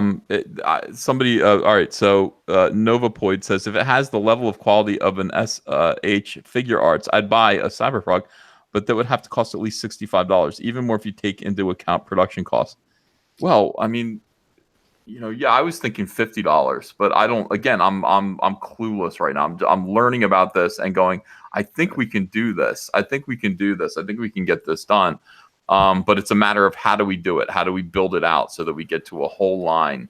And I think it might just be, hedge your bets, do a single Cyberfrog action figure, but promise that if you get to a certain level, stretch goal level, you introduce Heather Swain, you introduce Rumblebee, and then the Build-A-Figure Salamandroid comes out. And if you're going to do one Cyberfrog figure, you might do 3 variants of that Cyberfrog figure. And recoup like crazy out of that. But a lot of ways of learning how to do this stuff is, rather than talking to independent pieces, if you can get a conversation going with one of these studios and say, hey guys, look, I'm really interested in a relationship. I'm interested in the business. If we can work something out, that's great. I have some questions for you. Let's talk and see if there's a fit, and then kind of take the conversation. I'm not talking about me being involved. I'm saying, like, you just have that conversation and, just talk with them about trying to collaborate and work together. And, just like comics, anyone asks you about comics, you want to talk about comics. These guys are in New Jersey. They're neighbors of mine. I can actually go find them. I wonder if I could work it out with them to just do a Cyberfrog, and we'll see how, get them involved. Yeah, they are great guys. If you want to laugh, what they did when they left, Mattel said they could put them anywhere in the country, and they said, where do you want to go? They go 2 blocks over. So they stayed in the area on purpose to break the balls of the other guys. That is great. Yeah, these guys are cool. They're hilarious too. You're gonna love them. You meet, and sometimes things work, and sometimes just like, nah, it's not a right fit, and then you go separate ways. But yeah, sometimes it's awesome. Just if you get into a relationship, try to limit the scope to like a trial, and then you could back out, and opportunities come up and things like that. That's my advice too. Start small. Don't just jump in all at once. I would go one at a time.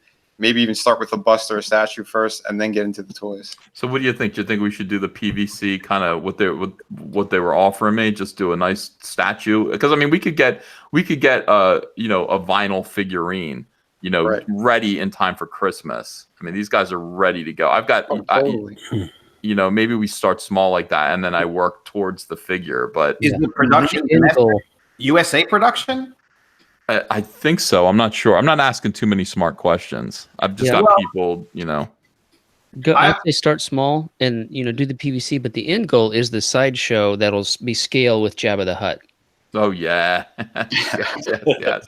Well, we can get there. I do think that we can get there with time. The tough thing again is, I'm working on Wrecked Planet. I'm working on Cyberfrog 2. I don't want to get too bogged down in other things. I want to hire smart people that know where I'm at and can, you know, by the way, I've got 3D Robin. Everybody knows 3D Robin. He did a beautiful 3D model of Cyberfrog for the video game. That is 100% exactly like my drawing. He actually scanned my drawing and then built it out. So it's proportionately, it looks just like Cyberfrog.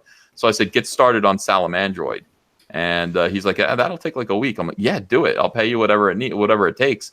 So he's going to do a 3D model of Salamandroid. And these are the best ways to create just basic turnarounds so that we can make a nice Salamandroid toy. Very smart. Yeah. Well, that's what I said too, because that's what they're doing mostly. They're doing that ZBrush now.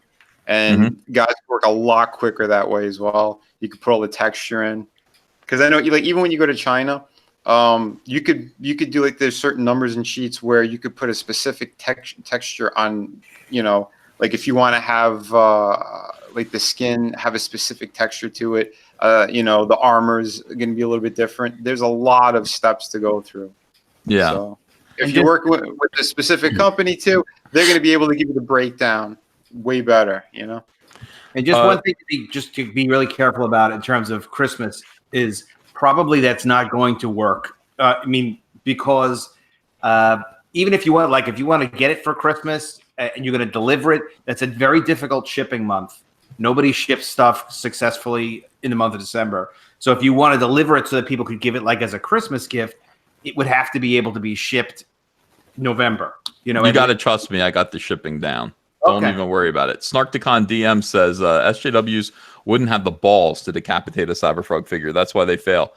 That's funny. I did anticipate that. I'm like, if I make Cyberfrog action figures, they're all going to buy them and cut them in half. No, now I see why you guys are so upset. Crying tears of soy. Decapitating your children. Yes, I know. I'll be like, no, stop it, please. I'll tell you one thing, though, too, with the, like, from the beginning of production on a figure up until when it comes out, it's pretty much like a baby. It takes around 9 months.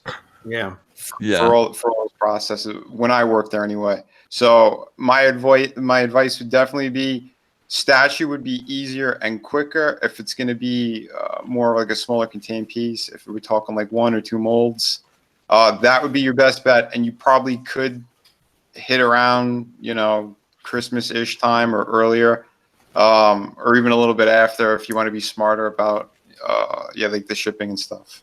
Well, we'll get started now. I mean, you know, we got a lot of stuff underway. We've got a board game. We've got the trading card set. The board game, I think, will be ready by Christmas. They've been working on that for a couple months. Cool. And, you know, a bunch of stuff. But, I mean, to me, it's like I see these action figures and I'm like, but I want them. You know, it's like that. It's, you know, the board game will be fun. It's going to be cool. I really want Cyberfrog and Salamandroid action figures that I can be proud of. Salamandroid with a bendy tail. You know, it's like, God, I want that. Dude, when I was working there, I got into so many figures again. I was collecting, and that wasn't my intent at all. Because then we would look at like the Japanese imports, and we were trying to figure out how to get cooler joints in there, how to convince Todd to do this stuff. Because he had his rules on what he wanted to see. But no, it gets very addictive. A lot of people are saying no statues, action figures. Guys, I'm going to do it all. Like right now, you know, Cyberfrog is a hot property, despite what you hear SJW saying. I've got people reaching out that want to do everything. There's even a lunchbox on its way. Oh, it's awesome. Oh, wow. So, I mean, like, you know, it's going to happen. I'm going to do statues. I'm not going to do statues instead of action figures. I'm going to do them in addition to action figures.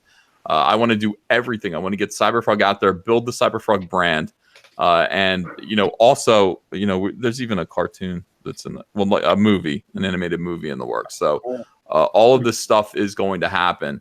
How do I get figures of this quality? That is the question. That's what I want to do. How do I roll it out so that it's a success like these guys do?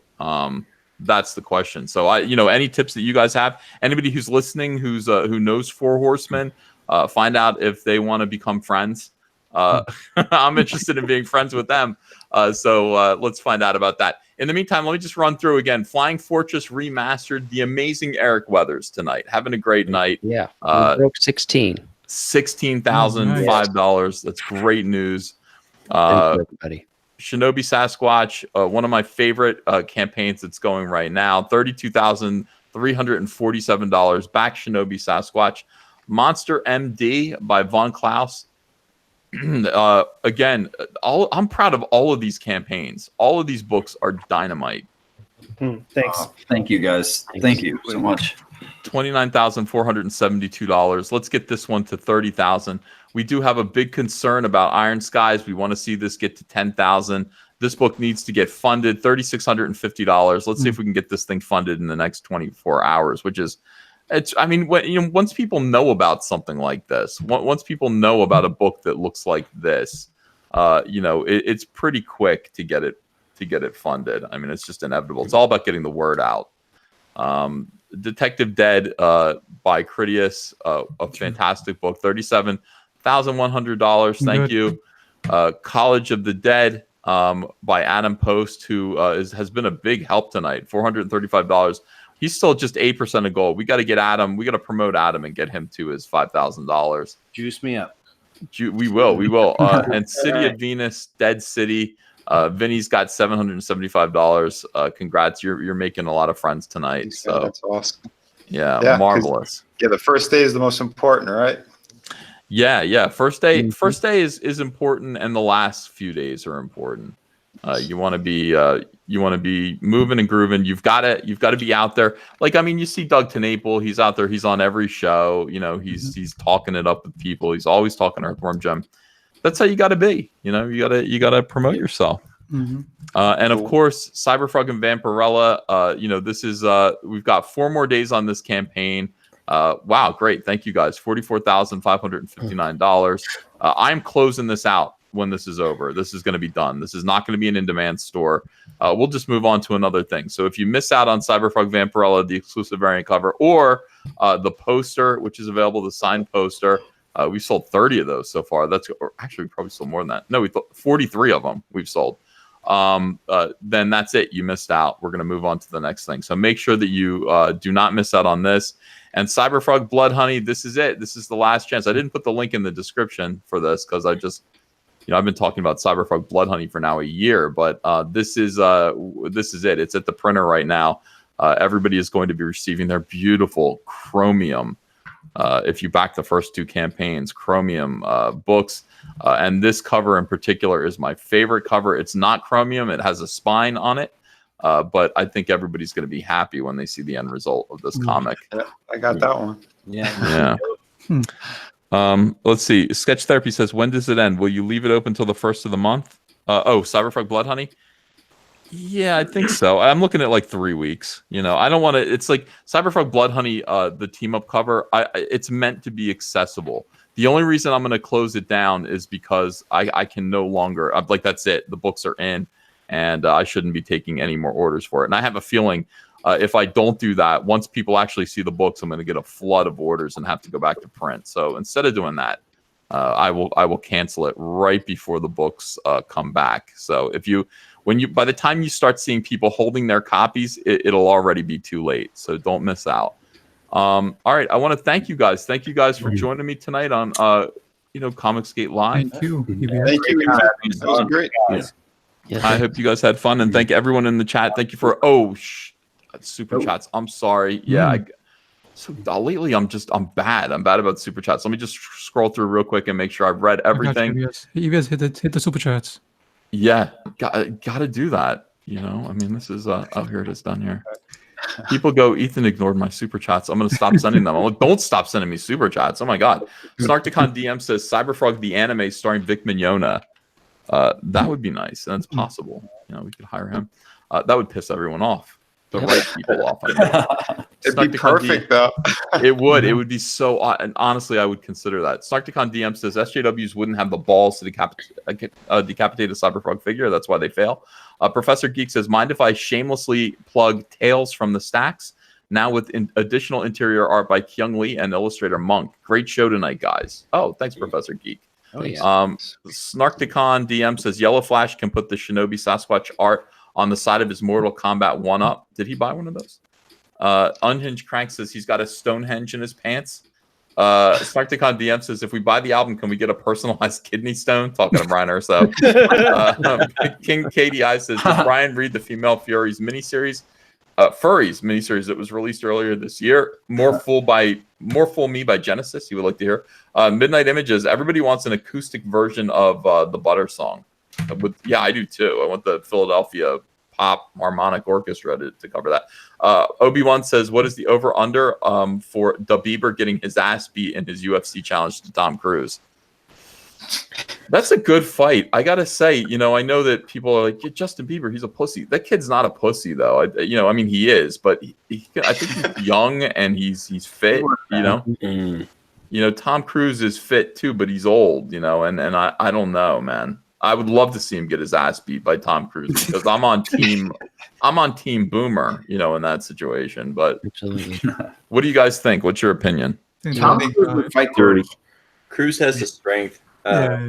Tom Cruise was an outsider. Okay. He's an outsider, and I know he's only 4 feet tall, but he's a scrapper. He's got that Scientology power. Yeah. And he rides airplanes by holding on the wing, because every time I see him, that's what he's doing. He's holding the plane. Yeah, he's crazy. Everybody's with me. It seems like everybody's like, Tom Cruise. We want Tom Cruise to win. But I'm just saying, like, those of you who are saying Justin Bieber is going to get his ass beat, don't count on it. I mean, it's a pretty fair fight, I think, just because of its youth versus, right. Bigger. He put up a fight. He wouldn't go down in one punch.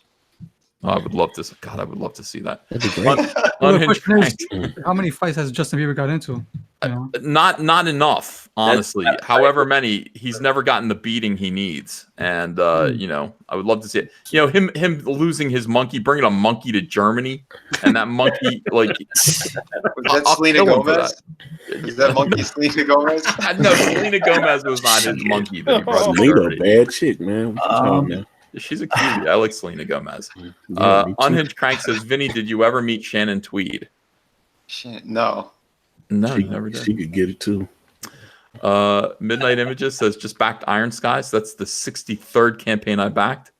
Also backed Eric, Critias, Cal, Vaughn, Narwhal, and of course EVS. We'll get the others soon. Thank you, Midnight Images. Thank you. Really appreciate it. Story time with Yang Yan Zhao says, as long as it's a fruit pie, each slice counts towards your daily fruit and veggie servings. That's how I see it, honestly. Antonio says, just backed Iron Skies. Yeah, a lot of people are supporting Iron Skies. That's good. We need to get that book funded. We need to get all these books funded. City of Venus, College of the Dead. We got to get these things funded. Sarkticon DM says, I'm about to create more drama in the COMICSGATE community. Oh, I read that one. I don't want to create. That's about pancakes or waffles. Let me see. Savai Labikin says, can you mention of my comics at Biblical Comics? Yes, Biblical Comics. Backing Detective Dead. That's 3 books back. Says SSJ Future Gohan. Not SJW at all. Snarkticon DM says, Mike S. Miller enters the chat. 1,000 people exit. Mike, Svai Lebetkin again says, hey there, new to COMICSGATE, just discovered it's not a bunch of Nazis, but just great comics. Back Cyberfrog and Jawbreakers. Hey, thank you. GR People says, LOL, I didn't tag you to get you fired. I just assumed that blocking people makes it hard for you to promote the book, brother. Irony that you clearly didn't. Diversity in Comics Bear says, War Campaign are the kind of guys who are just poking for fun. There's no need to blow a gasket over it. Passion for Drawing says, Drawing Aces is the most electrifying COMICSGATE interview show on Thursday nights, hosted by myself and Edwin the Ace at 10 p.m. Eastern Standard Time. Yeah, they're good guys. I did one on for them as well. Yeah, they're fun. SSJ Future Gohan says, y'all, COMICSGATE doesn't need drama. We need unity. I don't know. We don't necessarily need unity. It would be nice if we had it. But I mean, people go, COMICSGATE's falling apart because COMICSGATE is not falling apart. It's just an idea. We're all independent contractors. And so, as long as people are doing a good job and producing good work and selling their work, you're COMICSGATE. You don't have to be on this show to be COMICSGATE. This is just my show, and I'm COMICSGATE. So, don't worry about people disagreeing. COMICSGATE should have a diversity of opinions, but mostly it should be about good books, customer service. Yellow Flash 2 says, Cal is shooting for a job at Marvel. I'm going backwards, so we're getting a couple of Yellow Flash tweets here. Jack Straw says, I'm spending my refund from Cal on Super Chats for Yellow Flash. That's shameful. Lucas King says, Doug's only problem with COMICSGATE is war campaign. Let's see. I think we're done. I think we got them all now. Yeah. Thank you, everyone, for all of these Super Chats. Wow, I had a great night tonight. I raked it in. I appreciate you guys. That's grocery money, I'm sure, for like a month. Lots of pies. Chucky Wookie also said, morning, guys, just in for Flying Fortress. Vinnie T's link is not working, and I want that. Vinnie T, I put your... Oh, no, there were two. The art book. The art book didn't have the HTTP. Oh, okay. I'll go back and fix that. Vinnie T's link. All right, so EVS, can I email you? Not for me. Need some love for proper Jeremy from the High Council. Yeah, go ahead and email me. Sure. Get Down Demon says, back Trixie, back Shinobi. Nasser is still a douche. John R. Burning Stone says, hey, Ethan, 2 hours in. Is it time for shameless plugs yet? We still need a little love to finish our first fantasy comic, Red Eyes graphic novel. Let me have a look at it and let me see. Let me see what it looks like as well. All right. So with that, thank you guys. Thank you for all the super chats. Thank you for the fun time, guys. Support these comics. The success of COMICSGATE, rises and falls on the customers. And if you guys like these books, look, if you don't like the books, don't back something that you don't like, because that just is going to force the creator to go back to the drawing board and come up with something you do like. And that's what COMICSGATE's about. But honestly, every single one of these projects that I showed you guys tonight deserves your backing, deserves your support. It's a quality book by a fun, interested, engaged, creative person. And it will be money well spent if you do choose to support them. So thank you guys very much. And I'll see you again tomorrow. We've got 4 more days for Cyberfrog Vampirella, which means I'm going to be COMICSGATE Live 4 more nights. These guys will be here, maybe some new guests as well. Have a great night, everyone. Yeah, Thank everyone. you. Have a great night.